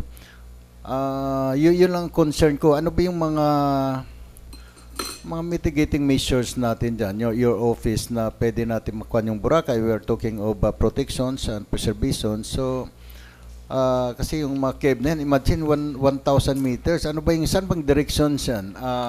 Pahaba ba yan o nagtatraverse pa dito sa sa dagat? Ganun? So I think Mr. Tagtag has the answer for that. Yes. Yan, kung titingnan natin, yan, yung tatakbo ng nasa yan Balabag area. At it looks like siya, nagtatraverse siya crosswise, no? Doon sa island. Sawang. Oo. Sawang Blabog. Sawang. Oo. At importante rin na makita natin yung cave na to dahil siyempre gusto nating protektahan yung ilalim, dapat ma-regulate din yung kung ano yung nangyari sa kanyang ibabaw. Dapat kasi yun, sir, may study tayo, no, kung ano yun, para at least kami dito sa local government, kung tingin natin yung, ma-identify natin yung direction yan, at para at least makadeclare tayo ng buffer zone, na yan palang area na yan, pwede nating hindi kailangan yung mga heavy structures dyan, no? Actually, if you could remember, no, the office of Ms. Tricia Losanyes, no, from the LGU before, sa Minro, parang may report sila nito, pinasok nila to. At saka, I don't know if the DNR was copy furnished with regards to that report, no? Kasi pina-inventory before yung mga caves natin sa Boracay, eh. So, I hope that during that time, may report sila niyan, eh. So, I don't know lang ngayon kung na-diretso ba. Actually, may mga detailed map naman ito para mag-guide yung, halimbawa, yung sinasabi po nyo na kung saan pwedeng dapat may buffer na areas na i-identify. So, based doon sa mga survey maps na ginawa, meron naman tayong available naman yan sa DNR. Then we can refer to that, no? Meron din tayong part na rin yung intervention nga, yung preparation ng action plan for the protection ng caves na gagawin ng inilalatag ngayon o ng DNR, no? Okay. So, Mr. Chairman, yes, kasi if ito sa Bulabog area, from yan from wetland number 2 ata yung cave na yan. From wetland number 2. Papasok pa sa Bulabog, din nilabas yun sa tawag din sawang . Oh. So, ang width niya, gaano kalawak yung cave doon sa ilalim, and it's very critical, Mr. Chairman, since how about if there's a big structure at the top of that cave, Chairman, then baka mag-crack yan o di na alam kung gaano. So I think the area of kaya nga, Mr. Chairman, this should be properly identified kung anong structure ba ang nasa taas niyan ay sa ilalim ay cave. Para they must be informed, Mr. Chairman, so in case there was some di na alam, no, na in the future mayroong, let's say, lindol, delikado yan. Shoot sa cave. Shoot sa cave. Safe sa cave, safe. Anyway, I think that area is forest land, eh. So there will, I'm sure that structure is not allowed. But we know there are a lot of structures there at the top of that Bulabog mountain, Mr. Chairman. Oo nga. Kaya nga dapat it should be identified kung sino-sino yung mga building dyan sa ibabaw sa taas ng cave na yan. Ideally, part ng environmental impact assessment. Kumukuha sila ng ECC, yung environmental impact. Ay wala namang isisi dyan, Sir Tata, kasi yun nga, forest land. So I don't think that the DNR can give them ECC. or maybe they applied for a flag T, pero wala namang flag T. So, meaning, walang environmental assessment dyan. Walang environmental impact assessment. Okay, Okay. ang delikado dyan, Mr. Chairman. Okay, so si attorney, maybe she has some additional inputs. Having heard and seen the presentation of the condition of the biodiversity of the Boracay Island, the question now is, why are we here before the distinguished Sangguniang Bayan members? Is it because we would like to secure your support to the DENR in this establishment of the critical habitat? Because this, we are already in the verge of issuing the Department Administrative Order establishing critical habitat of endangered and critical species in Barangay Yapak and Balabag, of foxes, marine turtles, and coral reefs. So to be able to accomplish the earnest effort of the DENR, we would like to secure your effort to adopt our action through passing a resolution or an ordinance adopting the establishment of critical habitat in the island of Boracay, specifically Barangay Balabag and Yapak. Thank you, sir. Now I'll give the floor to Mr. Peña for the presentation of the draft administrative order. Thank you. Okay, so thank you, attorney. Please go ahead, attorney also. Mr. Anthony? Okay, so go ahead, Mr. Peña. Peña. Good afternoon po ulit. Ang ipepresent ko po ay yung proposed critical habitat. It was already discussed by Sir Anson. As regards the map, it was already shown to you. Ako po ay ipepresent ko lang po is actually components of the proposed the Department Administrative Order.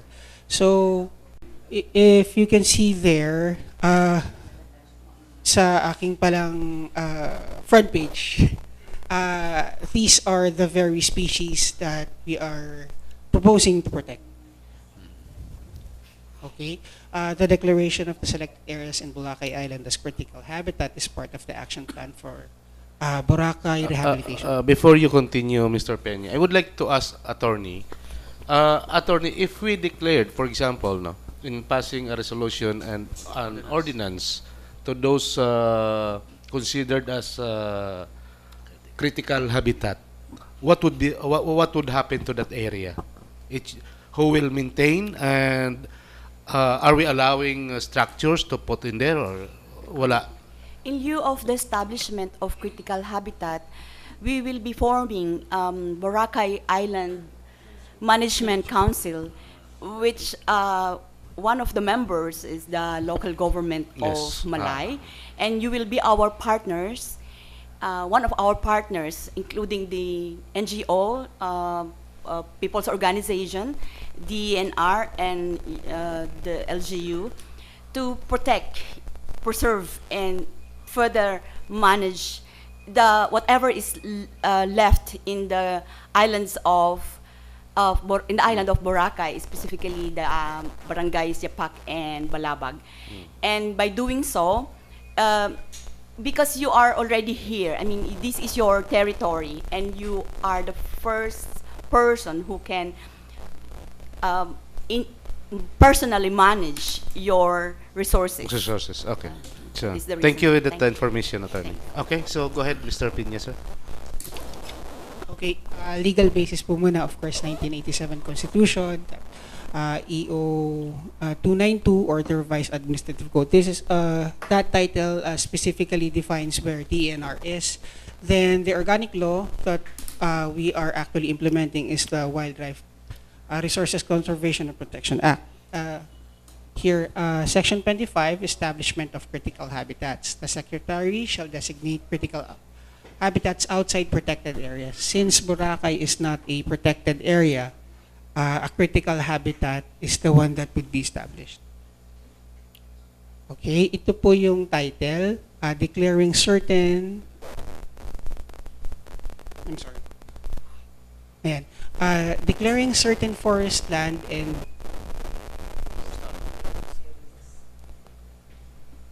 declaring certain forest land and coastal marine areas within Boracay Island as critical habitat. Okay, first po kung ano po yung critical habitat, as already mentioned, is areas outside protected areas. Known habitats for threatened species and designated as such basic of scientific data. Our designated scientist right now here proposing is Sir Anson, and he already mentioned about the scientific basis of this one. Okay, so why do we declare certain areas as critical habitat? Because of endemic species are already scientifically categorized as threatened. Okay, when we say threatened species po, we refer to three. Vulnerable species, endangered, and critically endangered. Specifically, yung critically endangered, these are species that are nearly extinct. Baka wala nang 50. So, if we can protect, if we can conserve, and if we can not just sustain but propagate again for the greater biodiversity sana. So, ibig sabihin, madali sorry. nang mawala. Yes po. Madali nang maubos. Baka ma-extinct na po. Yes po. Yan po. This is the first species that we're trying to protect, the golden crown flying fox. It's critically endangered. I would like to ask, no, that picture is yung sa Barangay Yapak na Kunan ba yan? Yes po. Anong kahoy po yan, sir? Kasi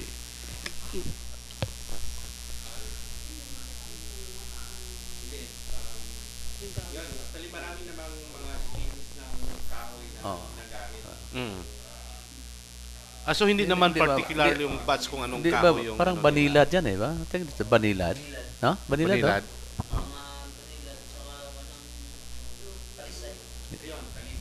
Banilad. Pero walang talisay dyan walang talisay. Okay. Akala ko sa pangisda ka lang magaling sa habitat. Ito nga pala, Mr. Chair. Yes, sir. So, during amihan, this flying fox, yung kanila yung habitat nila dito sa yun sa Shangri-La nga. Shangri-La. But during habagat, doon yan sa ilig-iligan So, na-transfer sila doon. So, ibig sabihin, dapat dalawa. Kaya nga dalawa din sa presentation nila, yung ilig-iligan at saka yung sa may Shangri-La. Isa lang ata yung na-present Hindi, may ilig-iligan silang picture doon kanina na nakita ko Kasama ba? Kaya yung buong Yapak Forest, nakikita natin from the Shangri-La area until doon sa ilig-iligan. Kasi nakita nga natin yung, actually yung buong forest na yun, yung Yapak, ginagamit nila yon alternately, as you said, na during summer, or amihan and habagat. Depende yun sa dynamics ng wind, kasi pinipili nila kung saan mas protektado sila sa action ng wind. Lumilipat sila ng kasi sir, lumilipat din sila dito sa mainland Yes. To look for potentially. So anong kwan dyan? Hindi natin consider yung dito sa mainland? Actually hinahanap, meron din tayong mga survey na ginagawa para ma-check or ma-identify natin yung mga colonies, yung mga flying foxes. So far pa lang ang nakita natin dito sa mainland Panay, ditong flying fox dito sa Boracay, doon sila nagfo-forage pag-araw, no? Pero hindi pa natin nakita kung kasi meron tayong tinatawag din na satellite roast, yung kumbaga yung more or less temporary, at saka kung kukunti lang sila na pumupunta doon, kaya tawag nating satellite roast, tapos babalik din sila doon sa pinaka main roast nila, no? Actually yung totoo talaga before, Mr. Chairman, kasi kung mga let's say 4 to 5 o'clock lipat dito sa mainland, naghahanap ng pagkain, and then iba dyan, lalo na pag mayroong yung tawag natin yung Rima. During those time, August, September. So yung dyan sa Boracay, naglagay ng net na mataas. To catch the flying fox. So gabi marami niyang mahuli. No? So, andito naman ibas from mainland, uwi, babalik doon sa Boracay. So, minsan malate, baka nasarapan na pagkain sa mainland. Hindi na bumalik. So, minsan doon lang sa mga niyog na lang na Parang bitin, no? na-stranded Minsan, na sila. tinatarador yan minsan na eh, Oo. sa umaga. So, yung parang hindi siguro nakaano ng earlier, nakabalik sa Boracay, kaya doon nahuli minsan sa araw. Kaya nag-decrease na yung population ng flying fox. Pero sa ngayon, no, parang wala natang mga tirador ngayon eh. Wala na. So, Protected na kasi. Okay. Skupita na lang. So, please, patapusin muna natin si Mr. Peña. Okay, go ahead, sir. Ito po yung second and third species that we seek to protect. Yung hawkbill turtle and yung green turtle. Yung isa critically endangered, tapos yung isa endangered po. Kung makikita po natin sa picture, medyo may tama. Yan. So, yan po yung as mentioned by Attorney Tinasas. The very reason for this DAO is to cement a partnership. A marine turtle, ito yung tinatawag nating pawikan. Yes. Pawikan. Okay. Then, as already mentioned by Sir Anson a while ago, ito pong area na to, yung dinideclare namin initially as critical habitat. Yan. So when we say protected habitat yung sa marine, ano siya? Free from fishing. Hindi siya pwedeng pangisdaan.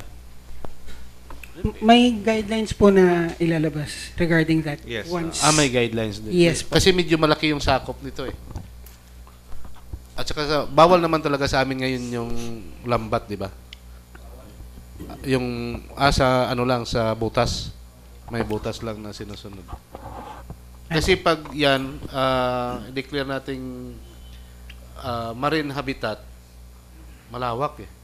Pero Mr. Chairman, itong kasi we're talking about yung endangered species, yung hawksbill, no? Hawksbill turtle, marine turtle. So dito diyan ba sa area na yan sila na they're living in that area? Diyan ba sila nakatira? Ayan. Ang behavior kasi ng marine turtles, pagka nesting season, lalapit sila sa beach, no? Yung marine areas na kung doon sila malapit mangitlog, no? So doon sila kumakain, no? At habang breeding season, doon lang sila naglalagi. Oh. Remember yung pawikan, pag nangitlog yan, ano yan, sa isang breeding season, pwedeng mangitlog yan ng hanggang 5 beses. No? So, iitlog siya, tapos babalik siya sa tubig. So, doon lang siya sa malapit, dito sa... Pero sir, meron ba tayong record na meron tayong mga nakitang marine turtle dyan, nag-hatch ng... Yes, meron po. Sa Yapak area. Yes. Yapak area. Oo, meron din. Oo. Actually dyan, yung mga Lapos-Lapos Beach, Iniwit Beach. Kasi ito, Mr. Chairman, sa Bulabog, Tagla, meron dahil sa umaga makita maliit eh. Before, November, October. Dahil mayroong seagrass eh. At saka sa Lapos-Lapos may seagrasses. Pero sa area na yan, sa Yapak, Malakas yan dyan yung current. walang seagrass dyan eh. Oo, bato yan dyan eh. So, paano sila maka-survive din? Ikaw, ito kay Maming, Ito, sanay sa dagat to sir, eh. hindi yan pwede na ibawal dyan eh. Kasi lagi naman, yung puwikan, lagi naman yan na, kasi ng isda kami. Lagi naman yan nasagi sa lambat. Pero nalalaya namin yan. Yes. Pero hindi pwede na ibawal dyan. Yung nakita ko na bahay, high school ako noon eh. Sa laot ng mga 20 meters or 18 meters ng ilalim, mayroon dyan ng mga magandang almost pagsisid ko dyan, nakita ko talaga mga 15 ka Pawikan. turtles. Oo. Pero Dyan na area. hindi dito yan, oh. Sa merit ko na. Sa Pero baba sa siya. Yapak, okay lang yung yung beach ngayon, malinis na, wala ng tao. Pupunta talaga doon mag-iitlog. Pero sabihin na Yung buong ano. buong ay mga tao dyan, mapiktuhan. Siyempre, yeah. madali niyo yan sabihin. Pero kami dyan sa Yeah. actual eh. Yeah. So, Pero maraming... may mga ano din kasi, may mga sightings din, may mga observations. oo. Hindi lang siguro ganun kadalas dito sa mas protektado na mga beach, no, sa Bulabog, no. But may mga reports din na may mga incidences ng mga nesting marine turtles. No? Ito yung kuan yung base natin. Marami tayong maganda dito. Ang problema kasi dito sa totoo lang. Halimbawa, may mga kuan talaga, may monitor talaga. Hindi lang kuan araw-araw para alam mo naman yung Pinoy, pagtalikod nandiyan na naman. Yeah. Pero kung nakikita nila yan na protect talaga yung area, hindi nila gagawin yan mga illegal. Yan, that's one. Yun yung magiging role ngayon. Pagka in-establish natin ng critical habitat, paano natin siya i-manage? Yes, and that will be, I think, the duties now of the local government unit on how to protect that area. Yes, attorney. It will be more effective if you will pass an ordinance adapting our effort to establish critical habitat, because in issuing an ordinance or a resolution, specifically, I mean ordinance, there will have a penalty. We can penalize to those who are violating So the it will be ordinance. more the effort will have more tooth to to make the people, I mean, aware Yes, that if they do something to these turtles, marine turtles, selling or even eating, then they will be penalized. Okay. So that's why we really need your cooperation on this matter. Okay, so thank you, attorney. I think we have to continue. Sir Peña. Yun. Meron pa. Marami-rami ba? Kasi Not really po. not really. Okay. Kasi we are looking also na baka gutom na rin si Mr. Peña, hindi niya matapos. Okay, so go ahead, sir. Go ahead. Kunti na lang eh. Yeah, part of the objectives, I'll just give a run through. To protect and conserve the forest land, it's already given. Then here's the land cover. Here's the land cover for Here's the land cover for Boracay as conducted by NAMRIA in 2010. Here, if we can see that the build-up or the development within the proposed area, which is this part right here, is smaller than the total. The open forest is 49.2144. So it's a lot smaller. And as regards the question a while ago kung ano po yung mangyayari, the very purpose naman po kasi of the DAO that we propose is simply a partnership. Nothing more, nothing less than that. Tapos po, here, yan po yung area. It's just a mere reiteration. Oops, sorry. So yung Ayan. So Ayan po ibig sila. sabihin, yung marine na yung may dot na blue. So Yes, that pa. would be, if ever, yun yung lagyan nating ordinance or resolution. Yes po. Yung dotted na brown, terrestrial. Yes po. What do you mean by terrestrial? Land po. Land. Land. Now, if we consider that we have to pass a resolution or an ordinance protecting that area, there are a lot of establishment. Those mentioned, sir. Those in the board. So what would happen to that establishment? Sir, actually, part of the DAO. Ito yung mga establishment. Yes po.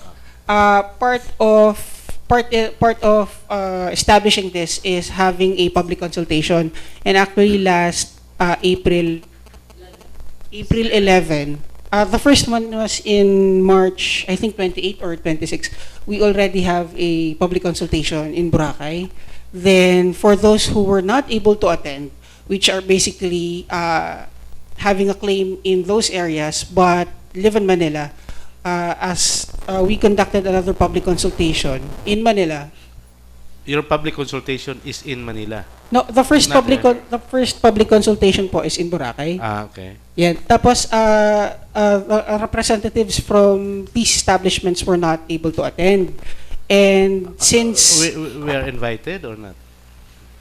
you were invited, Since that sir. is a public consultation. Ang nag-represent po si Councilor Gaff. Baka sa is representing maybe DB5. LGU.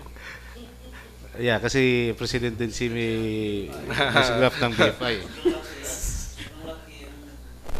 So, Okay, Mr. just Chairman. continue. Just continue muna siguro. Yeah, tapos the Honorable Mayor po was also Present. there in I think in the second day. Okay. And he made a speech, short speech, also with the governor po. Yun po. So these establishments, most of them were not able to attend. So since they were in Manila, their residences in Manila and their representatives are from Manila. Kung ano po yung diniscuss namin here in Boracay, kumbaga inulit for second public consultation, yan po. Tapos, to secure the remaining viable, as already mentioned by Attorney Tenasas, then to provide an avenue for community-driven ecosystem. At to sustainably manage, the very objective po of creating a critical habitat in the area is for coexistence. DNR administrative order will be signed because we acknowledge the increased human activity and the commercial activities in Boracay. I am personally a fan because I'm here every 6 months. But there are also residents there long before the commercial activities, which are the flying foxes and forest habitats. Also the marine turtles and the coastal marine habitats. So the very purpose is only for coexistence between humans and the species there and sustainability. Yon, human activity should not extinguish the existing ecosystem in the area. Human activity should be part of the greater biodiversity. Yon. So, kami lang po ay for coexistence. That's the very purpose. So, what do you mean, how do we manage the critical habitat? It was, in part, na-discuss na po ni Attorney Tenasas. Ito po, Boracay Island Critical Habitat Management Council. So, for the DNR representative, we have the regional director. Then, representative or representatives from the local government unit. Then we also have from the tourism office, then from the academe, from the civil society organizations, the private sector, and other stakeholders. Depende na po ito kung paano natin siya maiko-compose. Yung tanong, ma'am, who will create the Boracay Island Critical Habitat Management Council? It's the LGU or it's the DNR? DNR po. DNR. Okay. Pero po yung Then nomination we- ay manggagaling. And we will adopt the council. Yes, because dito sila eh. Yeah, kaya nga. So, Adapt natin. Initially, yan na. you will be the one creating the council and then we'll adopt it.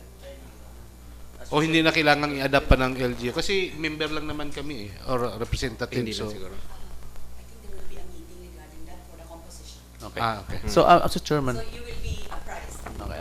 So, chairman, Yes. based on the presented, no, yung drawing kanina, so, yung area na was not declared as a critical area, it can, there will be no human activity there? Yun nga yung tanong natin eh, kung is there Hindi any naman yung particular on the terrestrial eh. Hindi naman po. No, not terrestrial. We're talking on the Sa marine marine. area. Sa Marin. Sa marine.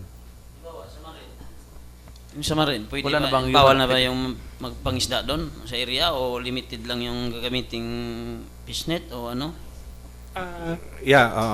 Yun sa critical habitat, ang general principle, any distracting activities are avoided, no, na directed doon sa, kasi ang management objective natin is to protect the habitat, but hindi naman niya totally pinuprohibit yung use ng area. So maraming paraan kung paano gamitin ang natural resources. Sometimes sabi nga nila, the best use of a resource is not to use them. Dahil pwedeng non-extractive form ng use, like because sa ecotourism. one of the biggest ano ng Boracay is yung diving Yes. and snorkeling. So that's a human activity. Yeah, but it's non-extractive. Yeah, It's non-extractive. Itong is destructive. Yes. Paano yung mga bangka na papasok Dumadaan. dyan? Destructive yun. So, yun yung kailangan lalagyan ng mga measures, no? So, before talking about any prohibition, I think maganda pag-usapan kung anong dapat intervention na avoidance measures na gagawin. So, that's part of the management planning ng management plan. On your interpretation, sir, passing of motorized vehicle in that area is destructive or extractive?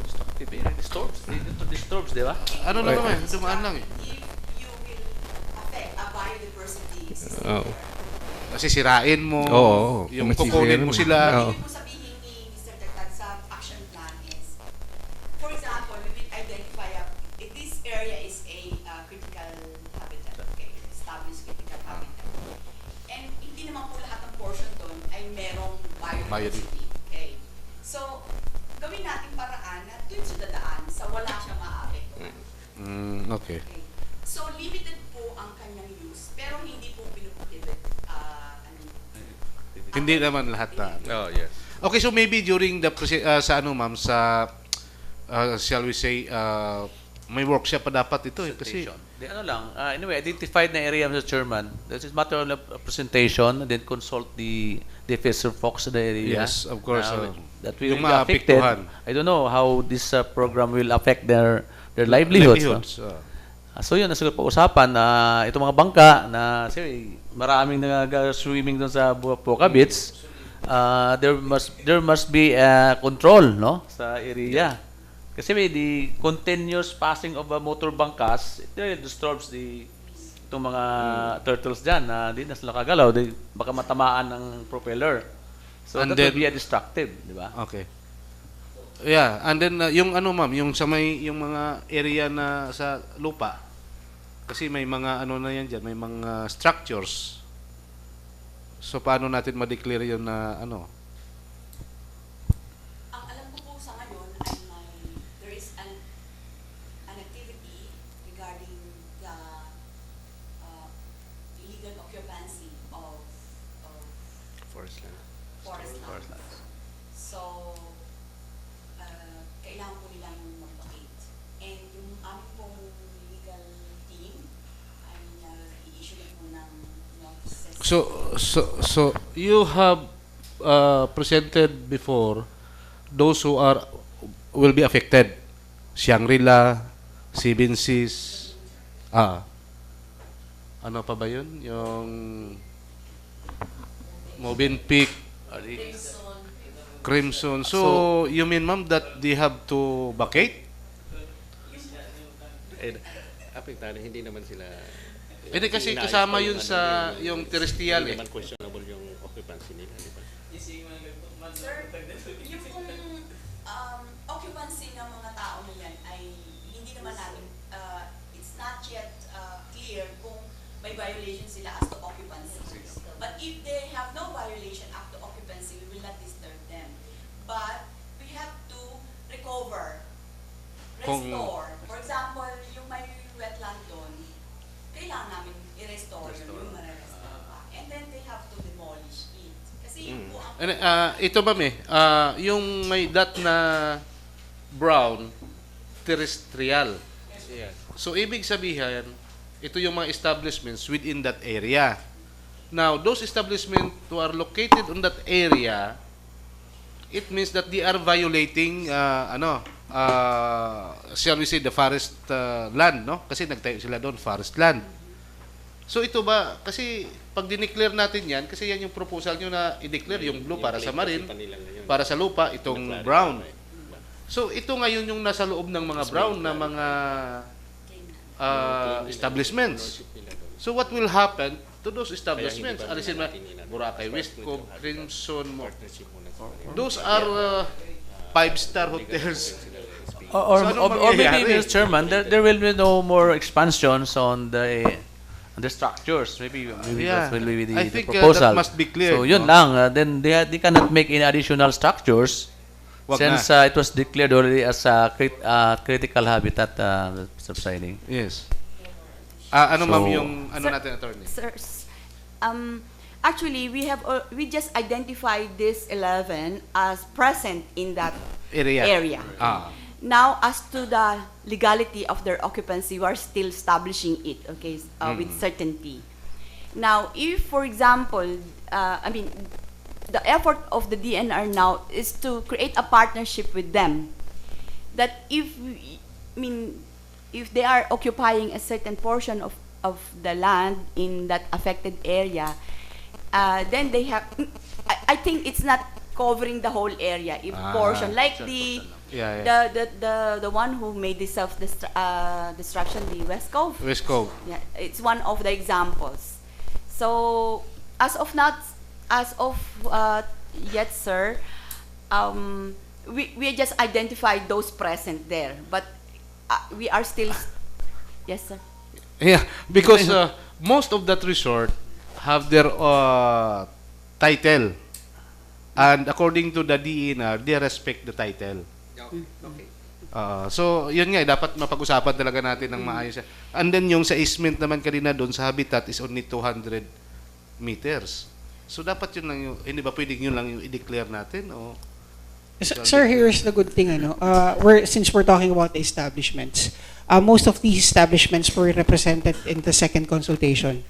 And the good thing about it is they are perfectly amenable to creating a critical habitat in the area. Yes, of course. Kasi, dapat yan eh. yes, parang dual purpose na rin eh. There's commercial activity there and it would be added attraction na to the guest na, wow, nasa Boracay ka tapos Mayroong ganun. may ganun. So I it's think really coexistence. they will be the one also protecting that area. Yes. Yeah, protecting that area. There would be without mentioning whether the titles are to be questioned or not. The thing is really talaga ang daw lang is this critical habitat is just for coexistence. Na development is there, tourism is there, yet the species that we seek to protect still there. Coexistence. Yun po. Yung importante lang, maproteksyonan lang natin yung ating mga yes, habitat. Existing yes, yes, sir. Mr. We Chair. would like to secure their cooperation as our partners, Yes. including the local government, Yes.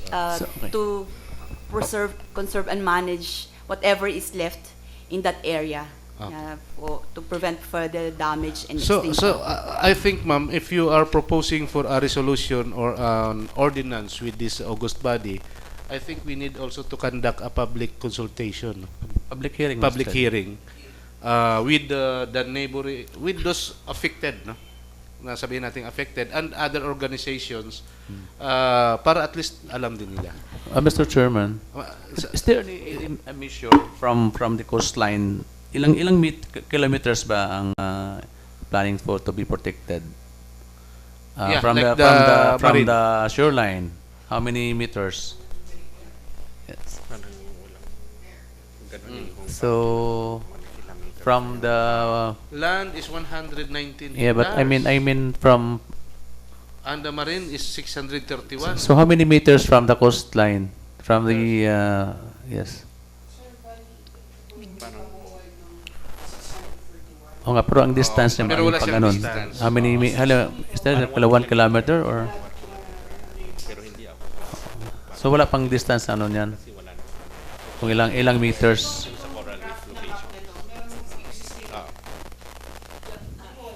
Na maybe, Yeah. yes. So that Okay, if yung technical description ba, ma'am, so that we will the distance from the shoreline, ah how many meters? so sino ba? That the fisherman can Si Mr. Tagtag. Yeah. Ganun, sir. Ginawa yung parang 1 kilometer, no? Pero yung diyan, yung underlying reason there is yung area na yon, yun talaga yung location ng mga coral reef areas. 1 kilometer. So ang 1 kilometer niyan, Mr. Kaya Chairman, makita natin parang there, if you can see at yung channel na yan eh. yung graph. Channel yan. Parang siya, parang Hindi kasi pag 1 kilometer, sir, Uniform it's yung almost on the channel. Channel na yan. And then it's very, malakas yan doon. So ngayon, yung mga bangka, pag dumadaan kasi dyan, gumigilid lang sila eh. Kasi malakas yung current dyan. So that would be another problem. So I think we have to conduct a public consultation, public hearing so that... But Mr. Chairman, now I think we have to discuss it. Alam natin na ang sitwasyon dyan eh. So ang area na, if 1 kilometer is already in the channel eh. Channel nakalalim na dyan, di ba? Tsaka sobrang laki yan. Grabe yung And I don't think yung mga turtle makastay na ang lakas ng current dyan eh. Walang turtle dyan. Wala yan. Hindi, but I think it's not only the marine turtle but other marine life, no? Yung Oh, but we're talking of the endemic species, the Chairman, that it's also critical na yung kanina nga. Critical endangered. Yung, what you call this? The Sobrang foxbell turtle eh. It's just an endangered species.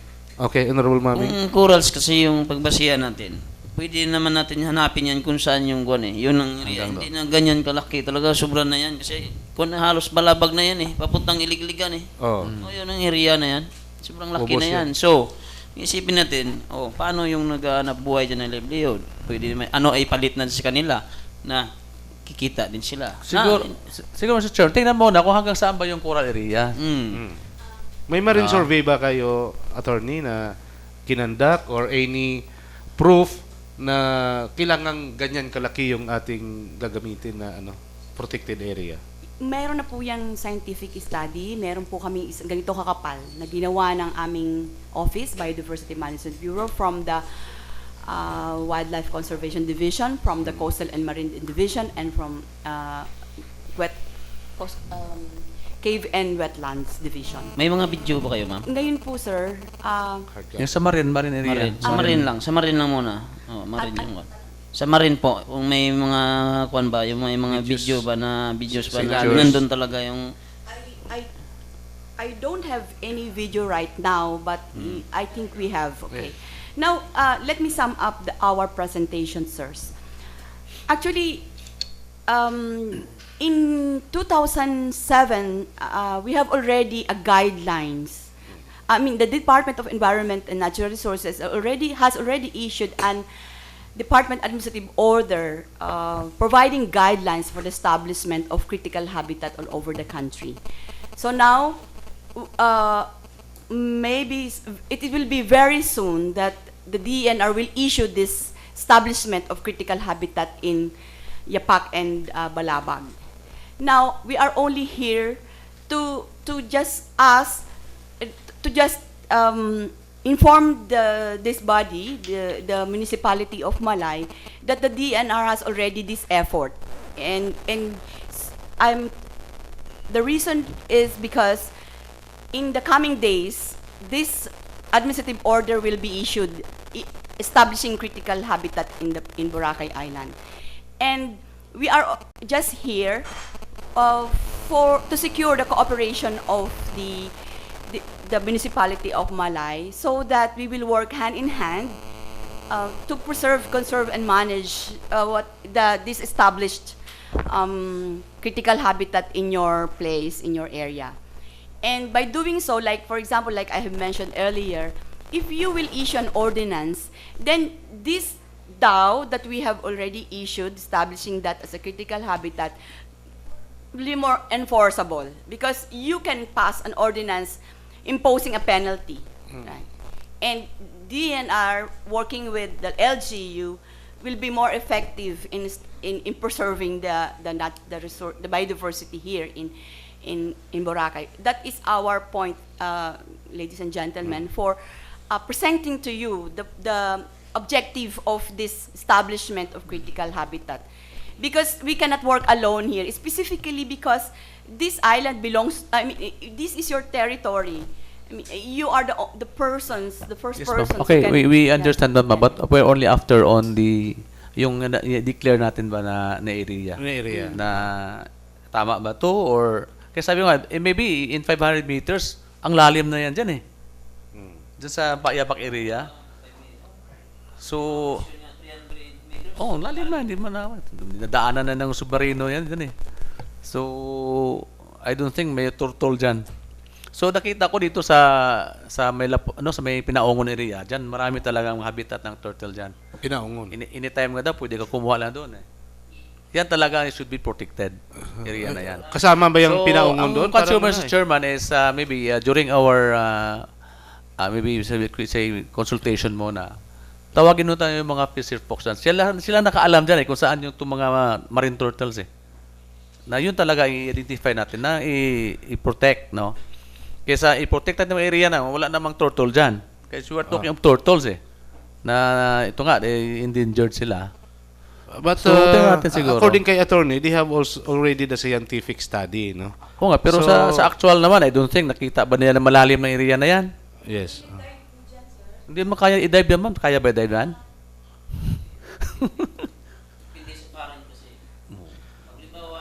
Walang dive shop, walang dive site yan eh. Yung current kasi dyan, ma'am, sa Yapax, totoo lang. Pag limawa, kung kalati yung buwan, mga buwan araw lang yan dyan yung mahina yung current. Pero pag once na, Bilog ang buwan. bilog ang buwan, Nako. disgrasya ka dyan.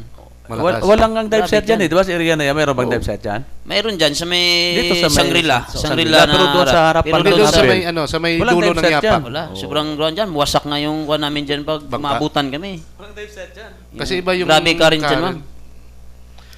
Sa nasa bus, maybe you can ask also information from bus. Yung yeah. association ng mga dive shops at Sherman. Dive school. We I have to think be involved in this consultation. we need them to be involved, no? With this. Sila nakaalam dyan eh. Para hindi naman, kasi parang general yung, sa pagkakalam, parang general lang yung paglagay. So I think we have to identify talaga sa baba kung ano yung mga, anong area. So daat ba ang dapat protection? Yes, Mr. Tagtag. Sir, for pointing that out. Kasi part ng ito initial map, no? Mm. Initial map, and then may process dyan talaga na mayroong ground truthing na kung saan i-identify talaga I-actual natin talaga. yung actual Actual. na boundary. Oo. So yun lang naman yung ano namin concern kasi halos alam namin yung area na meron Si talaga pwede, meron Si SB Maming, palagi dyan ng isda eh. Parati dyan eh. Alam niya lahat yan. Ganito na kasi yung guwan ko, yung edad. Halos sulado ko buong Boracay ko ng lalim dito banda. Kasi pamana yung trabaho ko hanggang ngayon eh. So alam ko yan lahat kung saan ang malakas, kung saan ang kalmada. Alam ko yan lahat. Turtle ba ang natanggal eh? Hindi naman.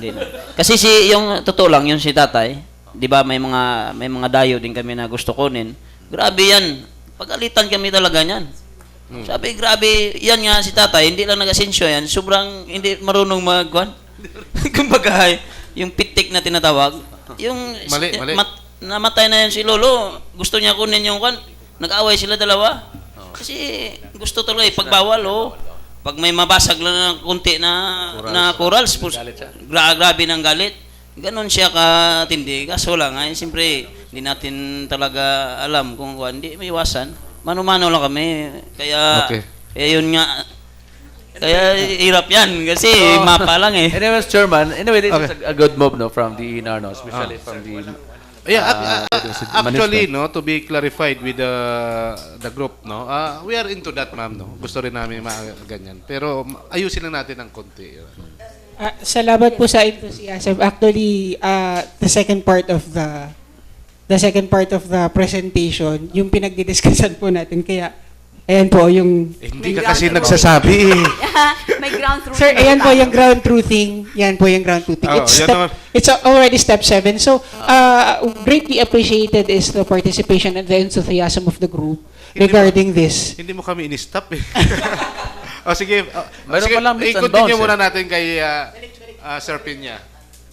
So, sige, last na lang yan. Okay, ma'am.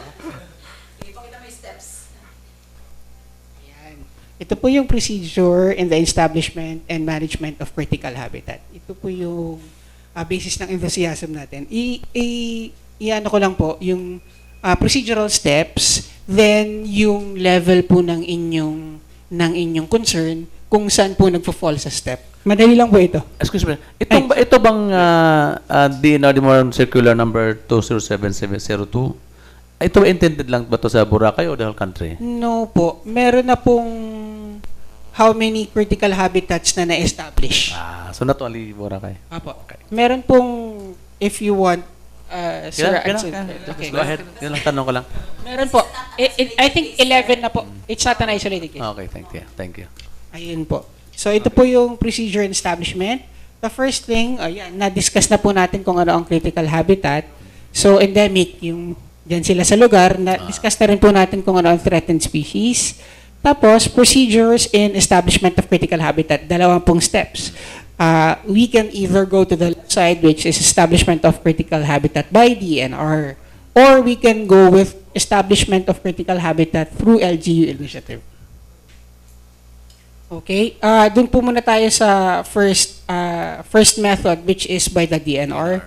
The first thing is, of course, initiative. It may be from the DNR regional office or from the PENRO or the CENRO. It can also be, the initiative can be from the LGU, they will request, you will request po, or a private individual or landowner, a concerned group, or other interested parties. Okay, the second step po is identification or validation of the presence of threatened species. It cannot be dahil sabi ni ganito, dahil sabi na ganyan. So scientific study has to be made. So this would be conducted by our bureau, the Biodiversity Management Bureau, and the regional office. Okay, the third po is population estimates and rapid habitat assessment. Ito po yung ginawa namin of late. I think a 4-day from Feb 28 to March 2nd yata ginawa ito. DNR field office, LG representative, experts from the private sector. Ayun. Tapos ito po yung validate, yung population estimate, yung other wildlife resources present in the area, and the status of vegetation ecosystem, the presence or absence of occupants or settlers, the presence or absence of man-made pressures, identification of existing land uses, management issues, interventions.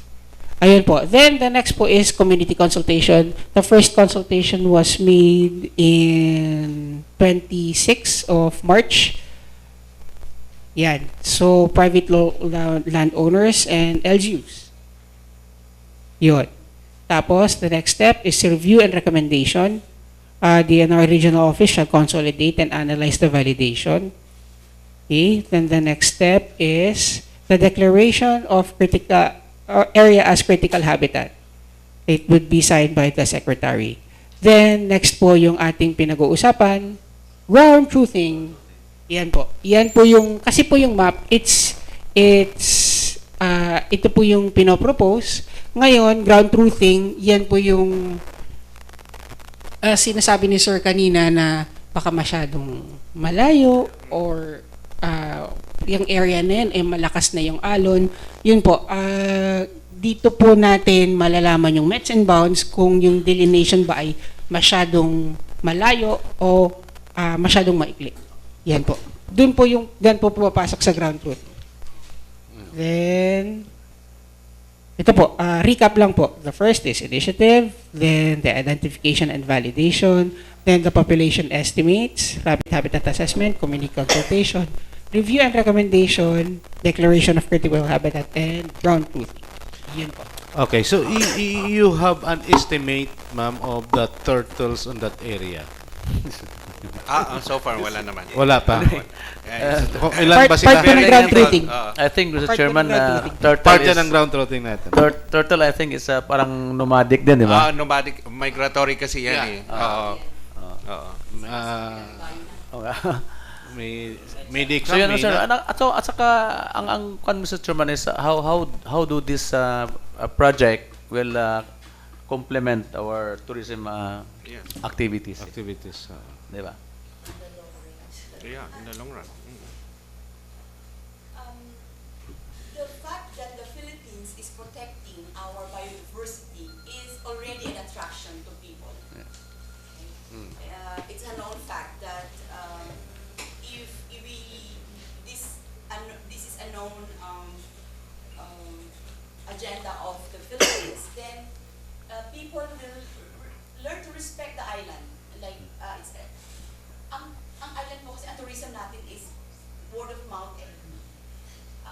Like itong mga pagpunta ng mga tao dito sa Boracay, lahat sila through word of mouth. And nakikita rin nila sa ano yun dahil moderno na tayo sa internet na nila nakikita.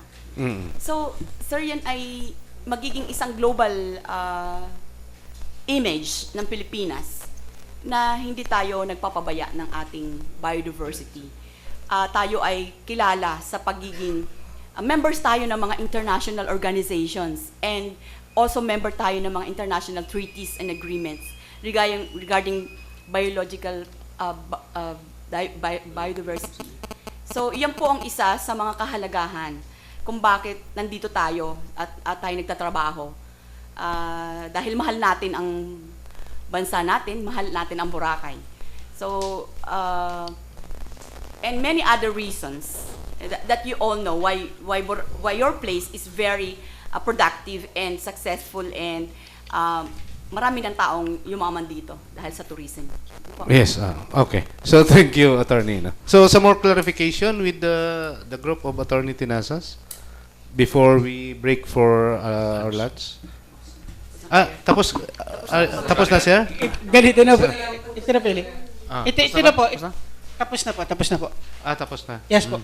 The second step, the second method of establishing a critical habitat is through LGU initiative. Yun na po. Tapos na po.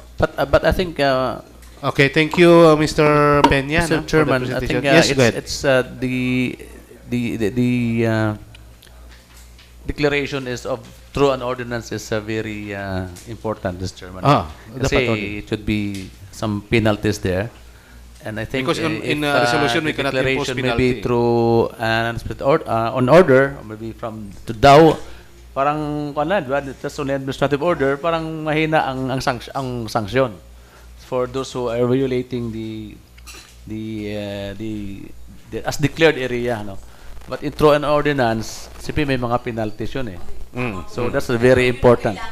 Yes. Or else kung Can be both. kung sa administrative order lang is wala ka lang sulat, kailangan ng kaso, ganon. Very good point, sir. That is the reason why talagang present namin sa inyo ito kasi kailangan namin ng ordinance. Yan.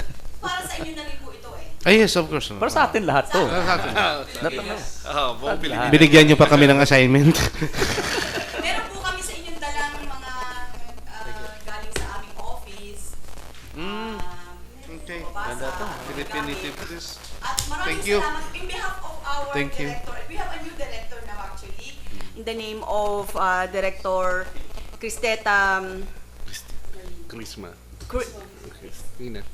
Chrisma. Marlene. What is that name? Sorry po, kasi bago lang po talaga siya ngayon. So, hindi ko pa po siya memorize. But her nickname, she is known as Chrisma Rodriguez. Director sa Management Bureau. We have a new director in Biodiversity Management Bureau. Nagkaroon po kami ng turnover kahapon. Ang aming pong outgoing director ay mapupunta na po sa Asian Conservation for Biodiversity. Meron na po siyang bagong assignment. And so sa lahat on behalf of DNR through the Biodiversity Management Bureau, maraming salamat po sa pagkakataong ibinigay niyo sa amin. Ma'am, sandali lang, may question yata si Meron pa po.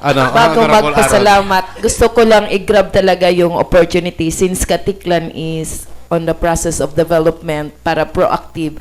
Kung pwede mabigyan kami ng guide para sa mga protected areas namin dahil yung Lake Lupo-Lupo, yung Tabon Lake, and then also ang sa Tabon mayroon dyan na turtle din na nag-lay eggs. So, dapat maano lang ng ideya para pag-issue namin ng mga clearances sa mga project proponents ay nasa tama na for proactive na kami. Thank you. Okay, Mr. Chairman, kasi we were surprised, no? Anyway, natapos it was already presented to us. So surpresa lang tayo na mayroon na palang consultation sila na nagawa sa Boracay na wala na hindi alam ng council. So anyway, ito nga alam natin. So we're surprised lang. Yes, ma'am. Actually, ma'am, we were not able to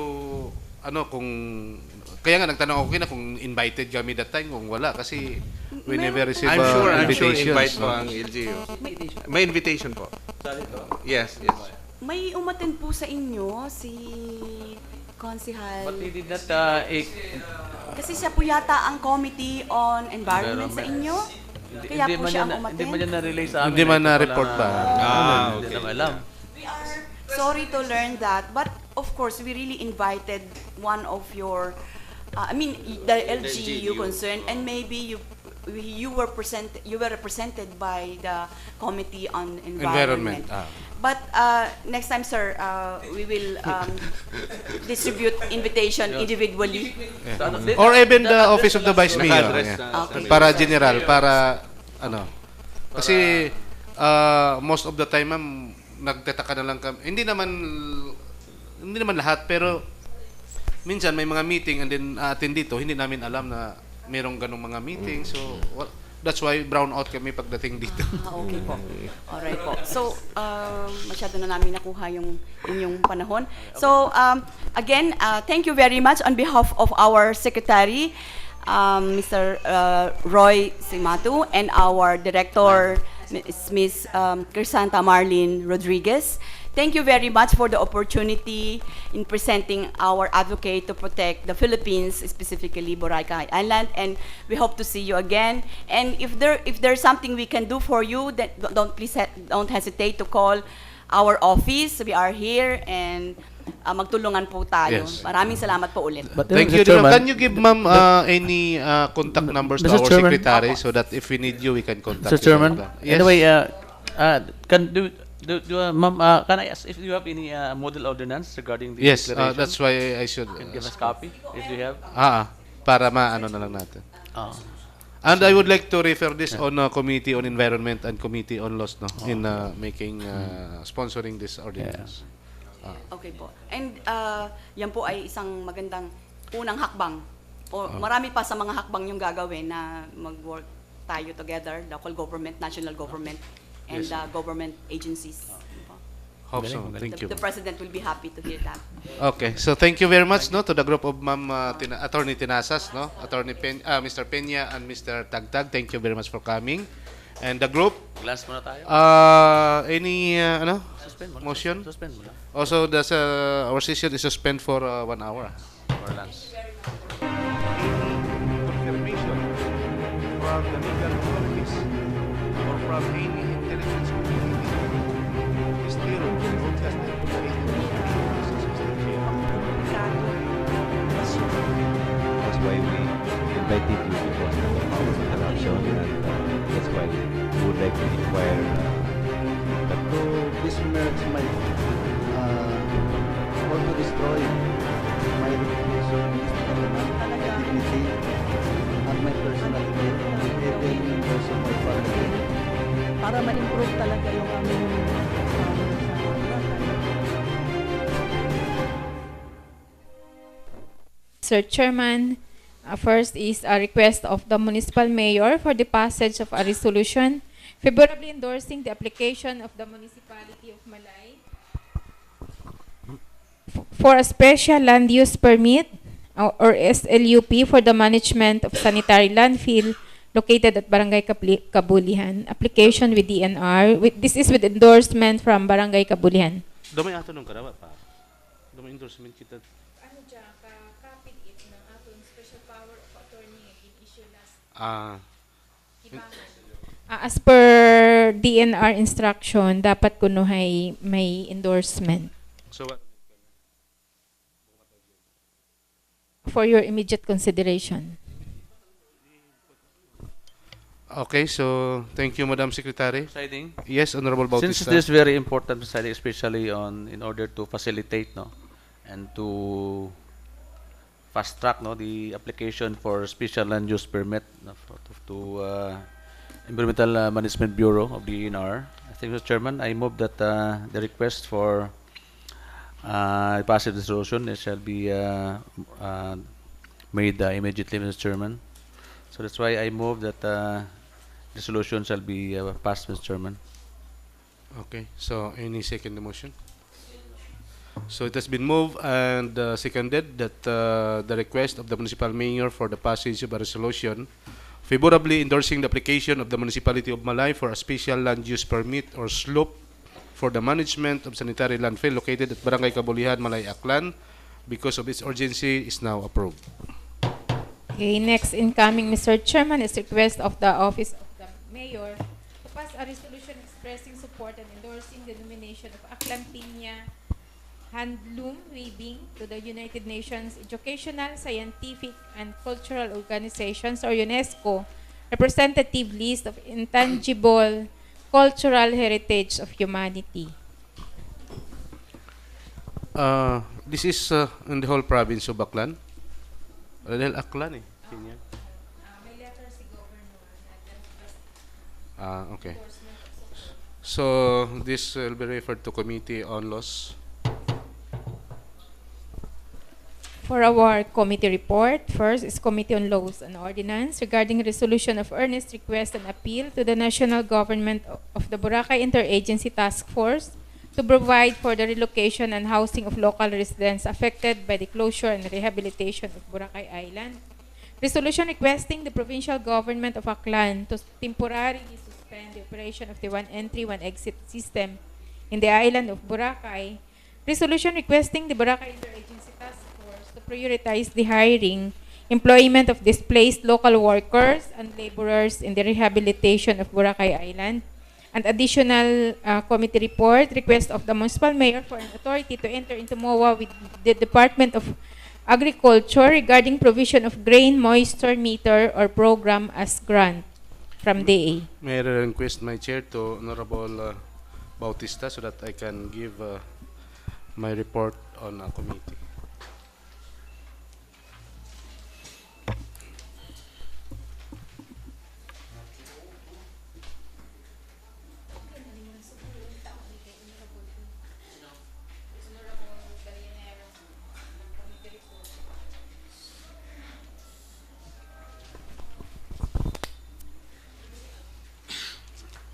Okay, committee chair on those. Proceed. Thank you, Mr. Chair. This is with regards to a resolution of earnest request and appeal to the national government of the Boracay Interagency Task Force to provide for the relocation and housing of local residents affected by the closure and rehabilitation of Boracay Island. Mr. Chair, this is with regards to our concern, no, to our constituents, particularly in Boracay, those who will be displaced, Mr. Chair. We ask from the national government to find them a relocation area so that it will ease their bagahay anong balatyagon medyo ano man matawan nato tostisya no nga kung si inay kon gina pahalinon sanda area ay may dapat may housing project or government. On that matter, Mr. Chair, I move that this committee report be adopted and calendared on the second reading. So it is moved and seconded. Yes, any in that comments? resolution, it was specified that the area supposed to be relocations is within the island of Boracay, or it's in the mainland. I think the resolution is more on general, no? Okay. Not ano ng content, madam? Can we, okay. Secretary, can we read the resolution there?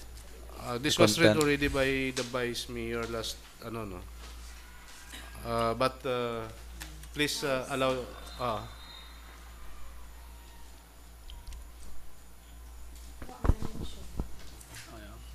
Because during the discussion, Mr. Chair, is that the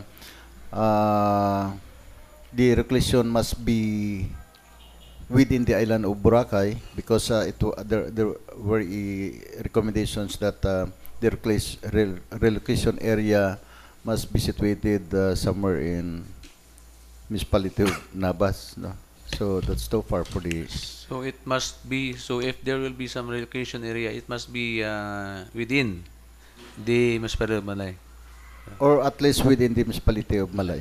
okay, so I think that will be discussed, no, during the Yeah. second reading para ma-inputs natin, no.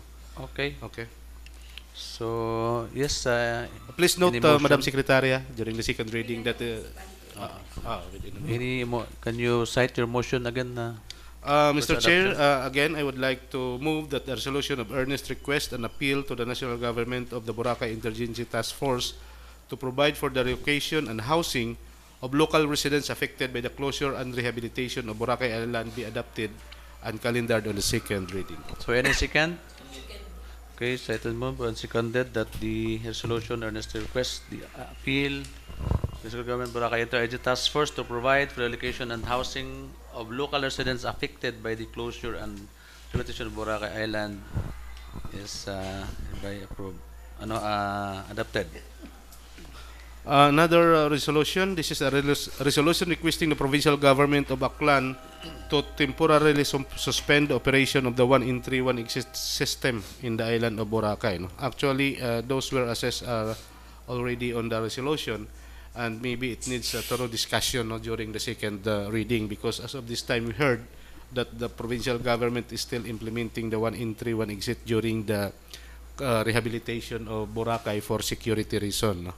So, Mr. Chair, I move that this resolution requesting the provincial government of Aklan to temporarily suspend the operation of the one entry, one exit system in the island of Boracay be adopted and calendared on the second reading.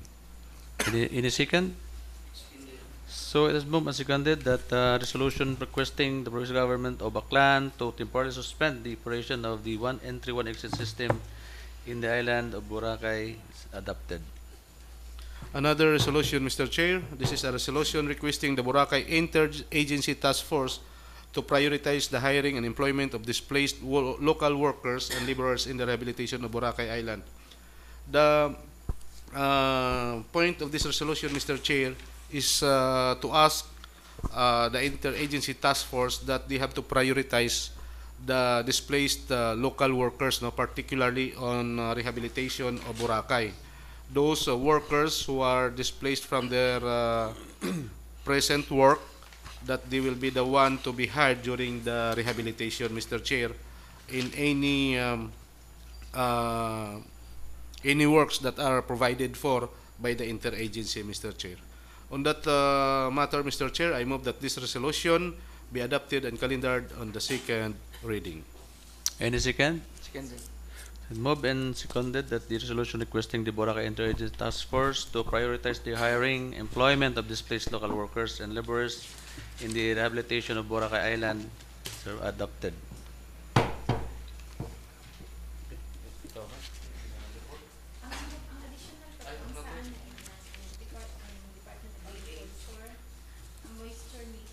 Ay, urgent, no? Mr. Chair, there was an urgent request, no, from the municipal mayor. Actually, this was incoming last session. No? This is a request for the immediate passage of SB resolution authorizing the Honorable Mayor Cicero Niscawaling to enter into a memorandum of agreement with the Department of Agriculture Regional Office 6, the ARFO 6, represented by its authorized representative, Regional Executive Director Remilin R. Ricoter, MNSA, CESO the third, regarding provision of grain moisture meter or program to each beneficiary as grant copy of which is here to attach. Actually, Mr. Chair, medyo kinanglanon na dahil may timeline sa nangaginta ang aton karang dar, no, nga konsiin hay magatao sa dakaton our DA, Department of Agriculture, nga grain moisture meter. This is to identify nga halimbawa gabulad kita at atong palay nga kung ready na siya kung hindi. Kalingon. Dahil sometimes sa aton nabi we believe nga pag malaron okay ron, but with this gadget that the DA will grant us in the municipality of Malay, ay mapadali naton nga at least agmapanami, no, ang pag uga itaton palay ag manami man ang anang matimgas man imaw, no, because of this meter. So on that matter, Mr. Chair, I move that this immediate... Chair, can I ask Yes. some questions? Is this the grain moisture meter unit will be turned over to us or will be turned over to us. As grant. Kailangan natin. Not the funds from their office to be downloaded to us and then we will buy? No, it is the Unit? Unit mismo. Unit, okay. Unit. Actually, they have this memorandum of agreement already attached on this. So that, in behalf of the committee, Mr. Chair, I move that this request of our municipal mayor for the passage or immediate passage of this resolution authorizing the Honorable Mayor Cicero Niscawaling to enter into a memorandum agreement with the Department of Agriculture Regional Field Office 6 be approved. Any second? Okay, so it is moved and seconded that the resolution authorizing the mayor to enter into an agreement between the Department of Agriculture Regional Office 6, no, regarding the turnover of the green moisture meter be adopted.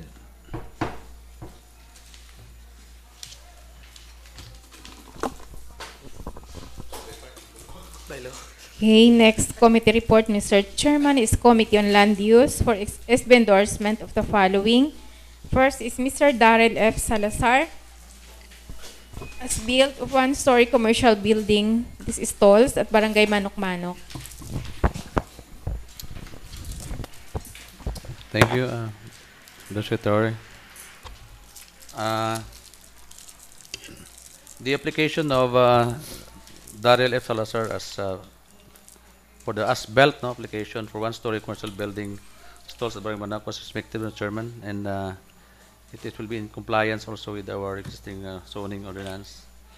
So with that, Mr. Chairman, I move that the application of Mr. Daryl F. Salazar as built one-story commercial building stalls at Barangay Manok shall be endorsed. So it has been endorsed and seconded, no, that the application of one-story commercial building of Mr. Daryl F. Salazar of Barangay Manok is now approved. Next, Mr. Chairman, is Mr. Serapion C. Hilito II, as built of ground floor and proposed additional of second floor, 8 rooms, residential and commercial building at Barangay Manok-Manok. I forgot, Mr. Chairman, but there will be there will be penalty, charge of penalty for Mr. Salazar for applying and zoning and building permit late, Mr. Chairman. Okay, so the application of Mr. Daryl F. Salazar of as-built one-story commercial building is endorsed with the penalty.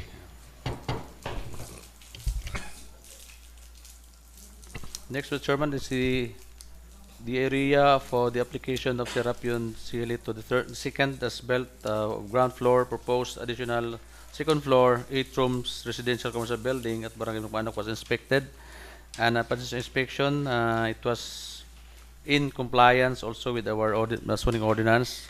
However, they started the constructions without the proper permits.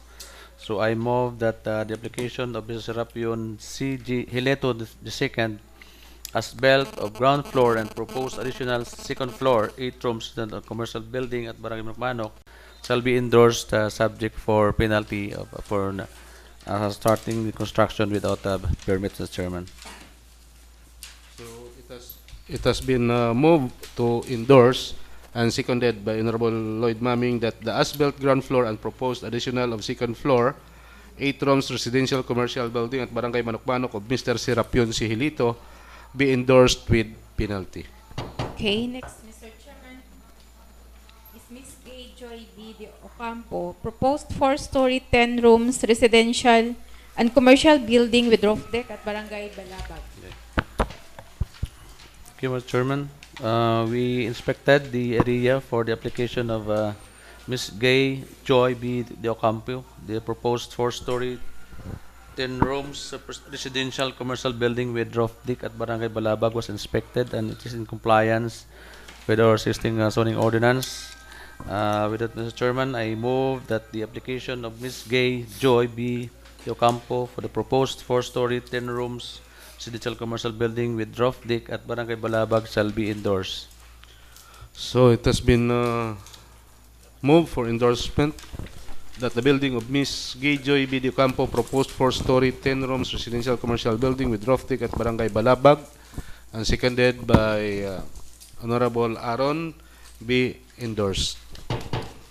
Okay, next, Mr. Chairman, we have additional proposed project to be endorsed. The project of Ms. Helen Yap Biratua, proposed 4-story Versailles Welcome Center at Barangay Balabag.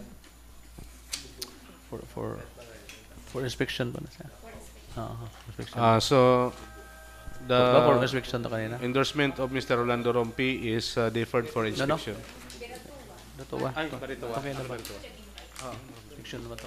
For inspection ba to siya? Okay. Wala. Anyway, hindi na started yet the construction. Wala pa naman construction. Okay, Mr. Chair.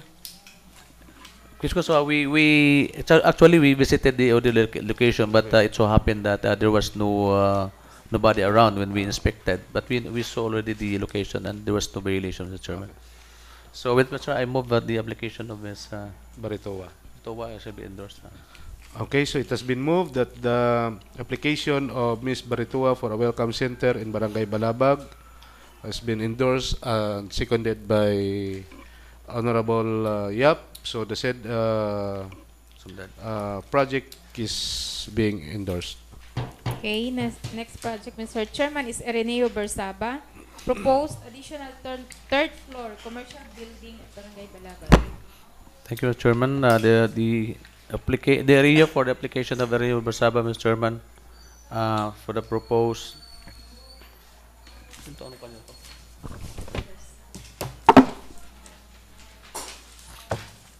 For the proposed additional and third and fourth floor commercial building apartment located at Barangay Manokmanong, Mr. Chairman, was inspected, and yeah.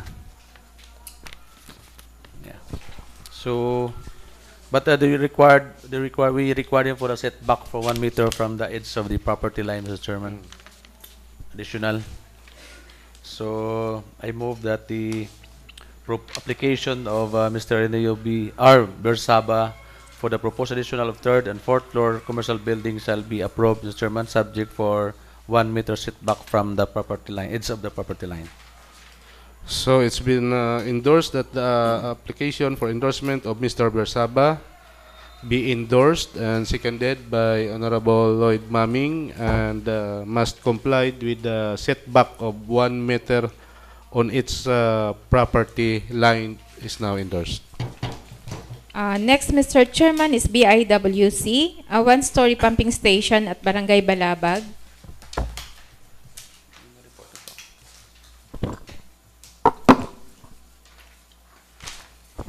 Thank you, Madam Secretary. We inspected the application of this Boracay Water Company or the BIWC, but there was during the inspection the committee report was deferred for the previous weeks because there was an existing structures which encroaches the 6 meters setback from the center of the line. So we required them to comply, and there was already a compliance. So so they demolished the structure. Which is in that encroach, no, it's in violation with our ordinance number 131. So therefore, Mr. Chairman, since there was already a compliance for the requirements, and with that, Mr. Chairman, I move that the application for one-story pumping station owned by the Boracay Island Water Company or the BIWC shall be endorsed. Okay, so there was a motion that the application of the BIWC for a pumping station was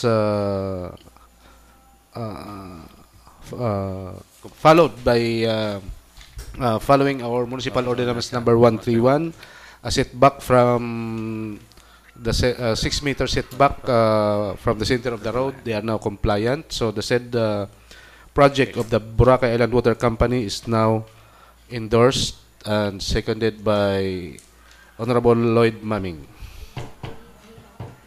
Next, Mr. Chairman, is Nihaw Boracay, the proposed construction of commercial building at Barangay Balabag. Thank you. Yes, Mr. Yes, Chair. proceed.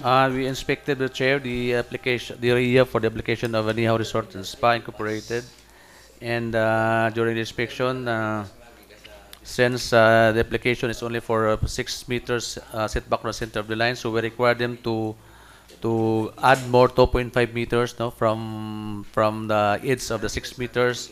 So therefore, he will be required to set back at least 8.5 meters from the center of the line, Mr. Chairman, and they will be complying. Yeah. So with that, Mr. Chairman, I move that the application of Neo Resorts and Spa Incorporated for the 4-story building, Mr. Chairman, shall be endorsed, subject for setback of 8.5 meters from the center of the road, Mr. Chairman. Okay, so there was a motion from the Chairman of the Committee on Land Use with regards to the application of the Nihaw Resort, and upon compliant with the upon complying all necessary requirements by the committee, so the Nihaw Resort is now endorsed with setback of 8.5 from center of the line, and it was seconded by Honorable Lloyd Maming. It's now approved. Next project is Mr. Rolando Rompe, as built of 1-story residential and commercial building at Barangay Manok-Manok. This is for issuance of occupancy permit, Mr. Chairman. Pero pera. Occupancy na? Diyan na pa na inspection. So defer lang muna for subject for inspection, Mr. Chairman. Next, additional report, Mr. Chairman, is request for endorsement of Bellissima Property Holdings Incorporated on their application for flag T issuance with DNR. Okay, Committee Chair on Land Use. Mr. Chairman, upon reviewing the documents, Mr. Chairman, which says of the application for the endorsement, and the Vice Mayor required the applicant to submit or to give us a copy for an application for the plug T if this really required for endorsement for LGU, and we have now the copy, Mr. Chairman, for this application. And in number 10, Mr. Chairman, can I read? Yes, go ahead. So this is the Committee Chair. checklist of requirements for land use agreement for tourism purposes or flag T. Number 10 is LGU / endorsement barangay, city, municipal, province resolution. So it's really required, Mr. Chairman, to have a resolution for endorsement for any application of flag T from the Department of DENR, Mr. Chairman. At the same time, Mr. Chairman, the property was leased by Mr. Chairman. They submitted the contract of lease between Bellissima Property Holdings Incorporated and Boracay Happy Planet Incorporated with an area of 9,062 square meters, and they submitted also they have the building occupancy already, Mr. Chairman, and at the same time the receipts of the payments for 2018 business permits, and with Do you have occupancy? Yes, Mr. Chairman, they have occupancy permit pala for the structures. Their operation is yung zipline, Mr. Chairman. So they have the occupancy. And yes. They have also the barangay business clearance, Mr. Chairman. So with that, Mr. Chairman, I move that an endorsement will be given to Bellissima Property Holding Incorporated for its application for the plug T, Mr. Chairman, with the DNR, which is really subject for the approval of the DNR, Mr. Chairman. Okay, so it has been moved and any seconded? Seconded by Honorable Aaron that the application of Bellissima Company Property Holdings Incorporated. Bellissima Property Holdings with regards to their purpose, no, for applying for the flag T is now endorsed.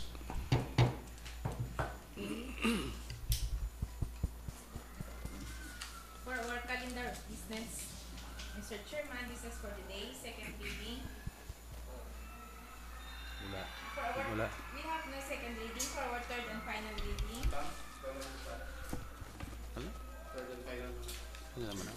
Report. Hello. For our third and final reading, first is an ordinance creating the Municipal Government and Natural Resources Office, or MENRO, of the local government of Malay Aklan. This is introduced by Honorable Gallinero.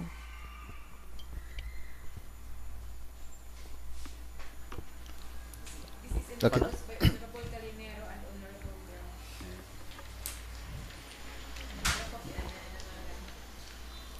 Sige.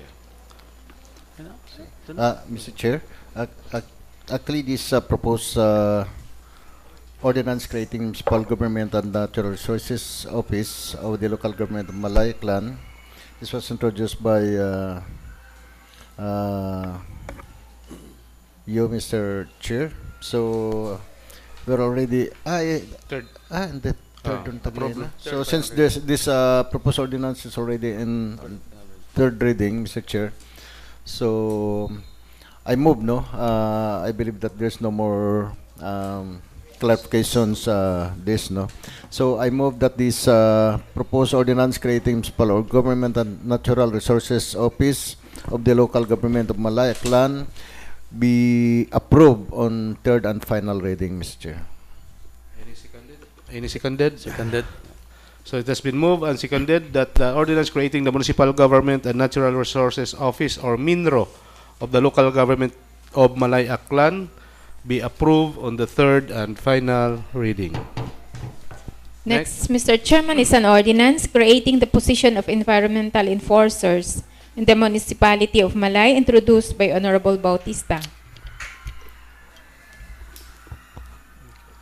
Mr. Chair, likewise, an ordinance creating the positions of environmental officers in the municipality of Malay.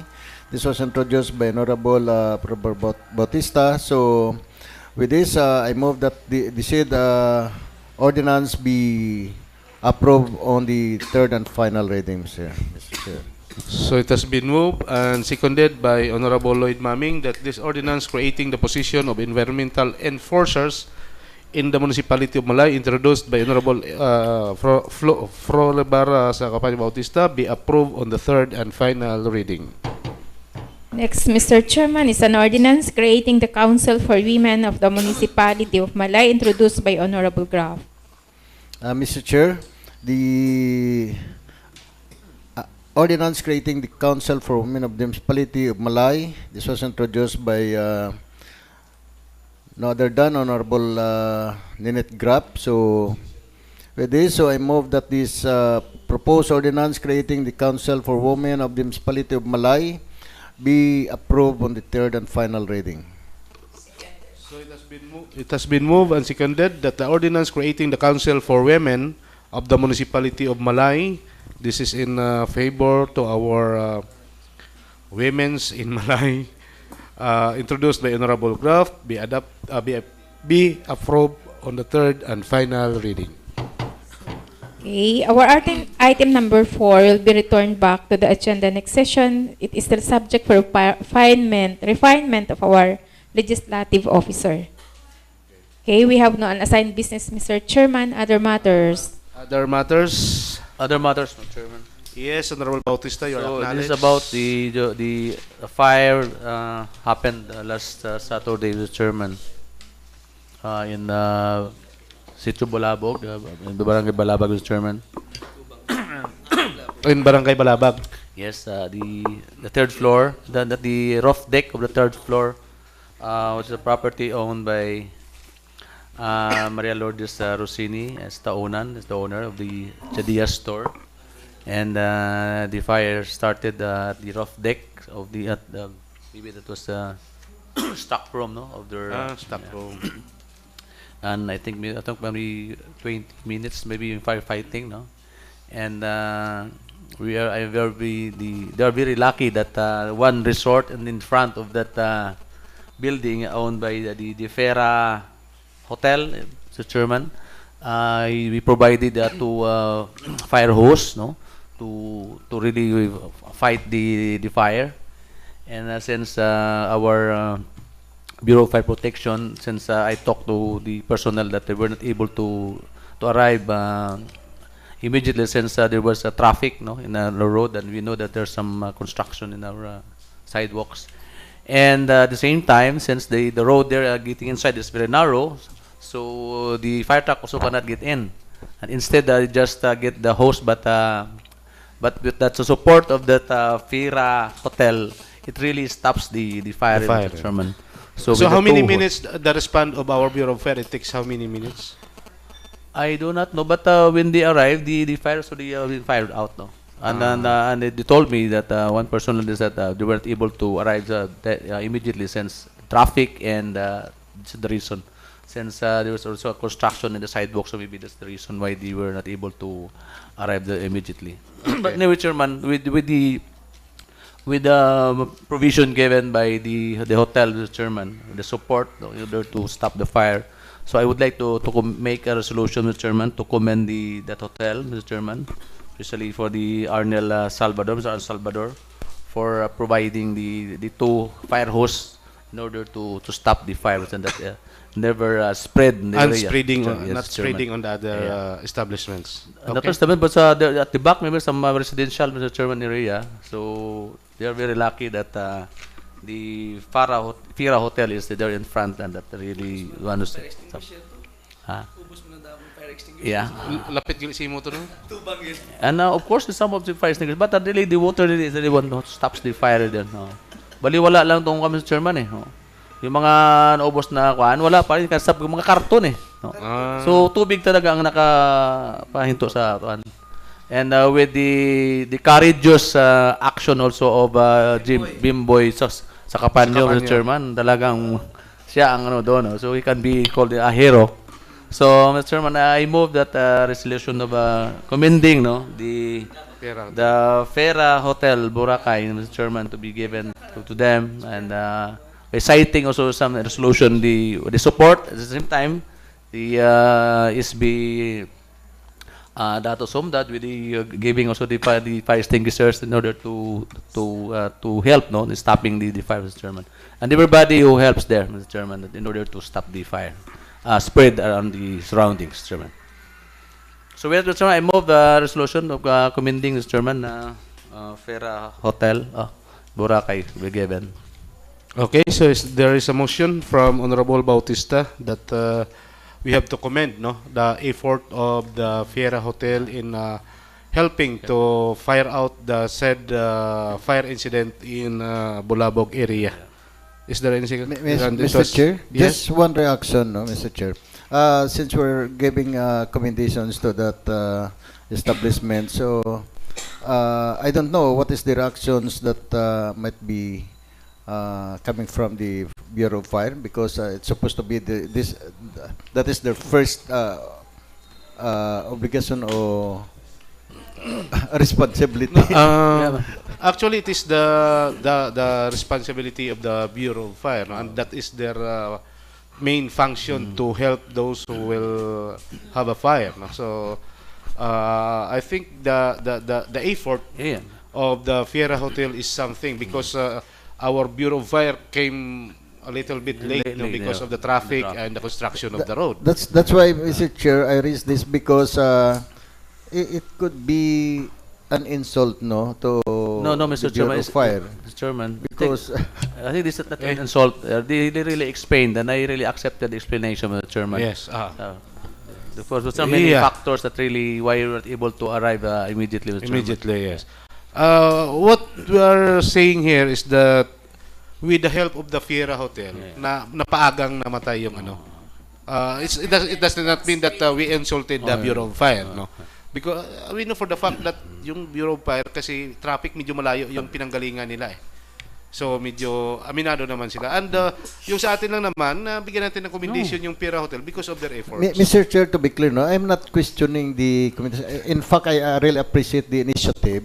Ang sa ako lang blabasi kon may negligence lang on the part of the Fire Bureau, because it is their primary obligation functions, Pero giving the commendations is really good, Mr. Chair, so that others pwede rin sundon Ang sa ako lang sa Bureau of Fire balasi ko may mga negligence. Even the Boracay Action Group, is that the yellow one? Yung dumating sila pero late na.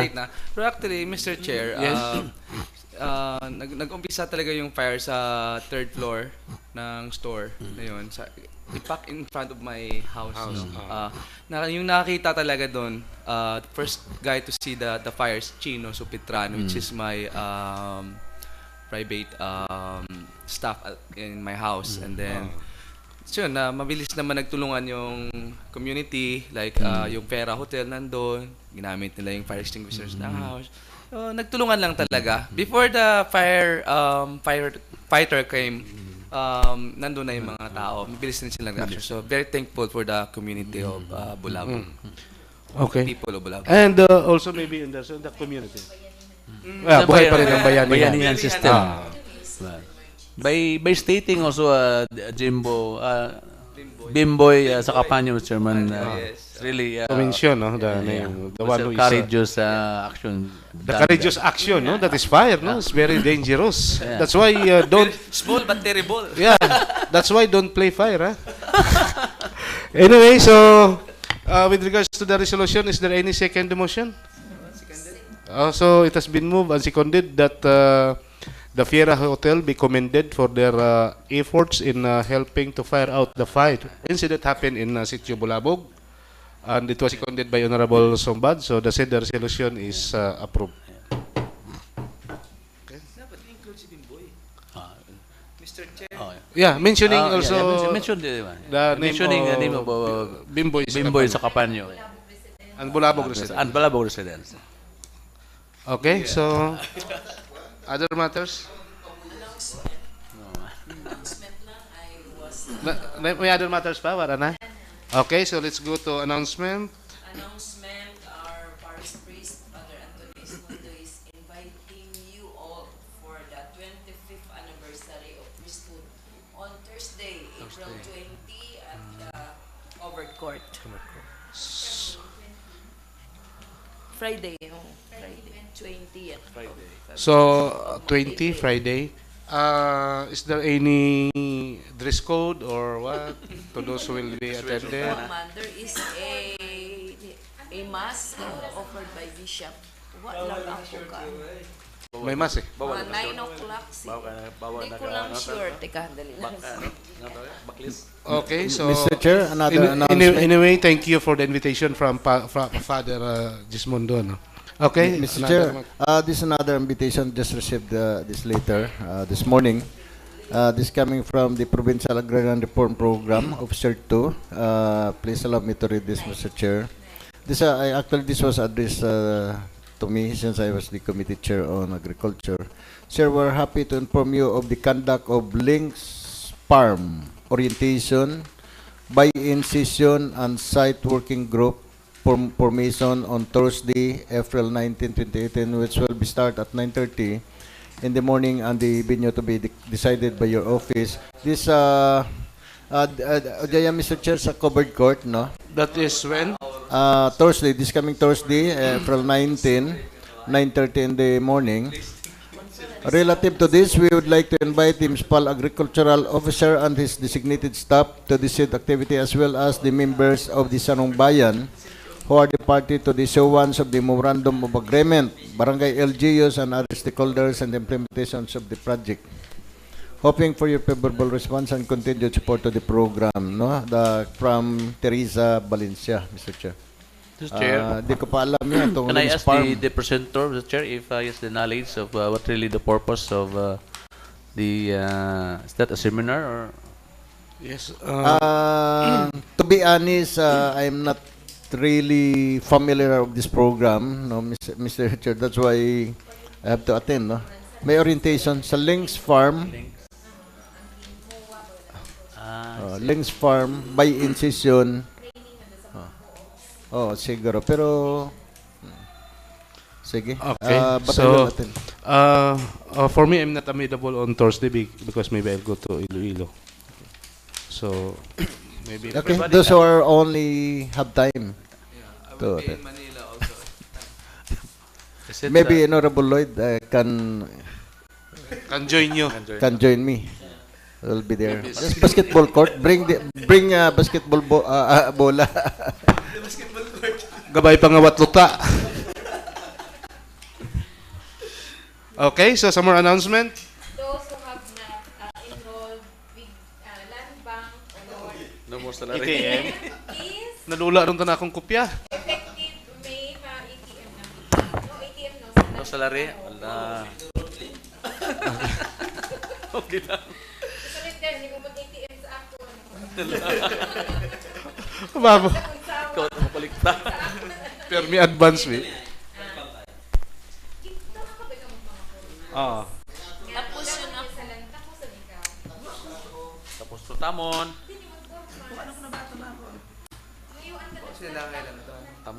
Okay. Mr. Chair, according to Land Bank, pag hindi na makumpleto, hindi makakakuha na start it ng magamit, no? So dapat ay tanan ko, no, secure it.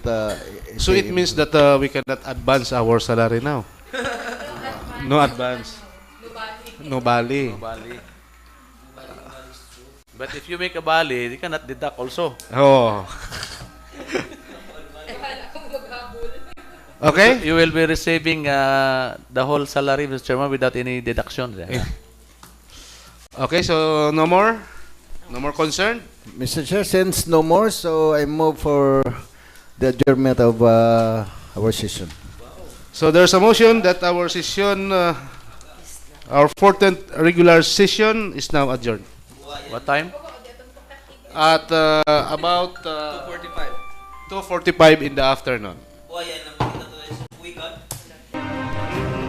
Confirmation from the legal authorities or from any intelligence community is still broadcasted to the That's why we invited you because of this interaction, and that's why we would like to inquire. But to besmirch my, or to destroy my reputation, my dignity, and my personality, even in those of my family. Para ma-improve talaga yung aming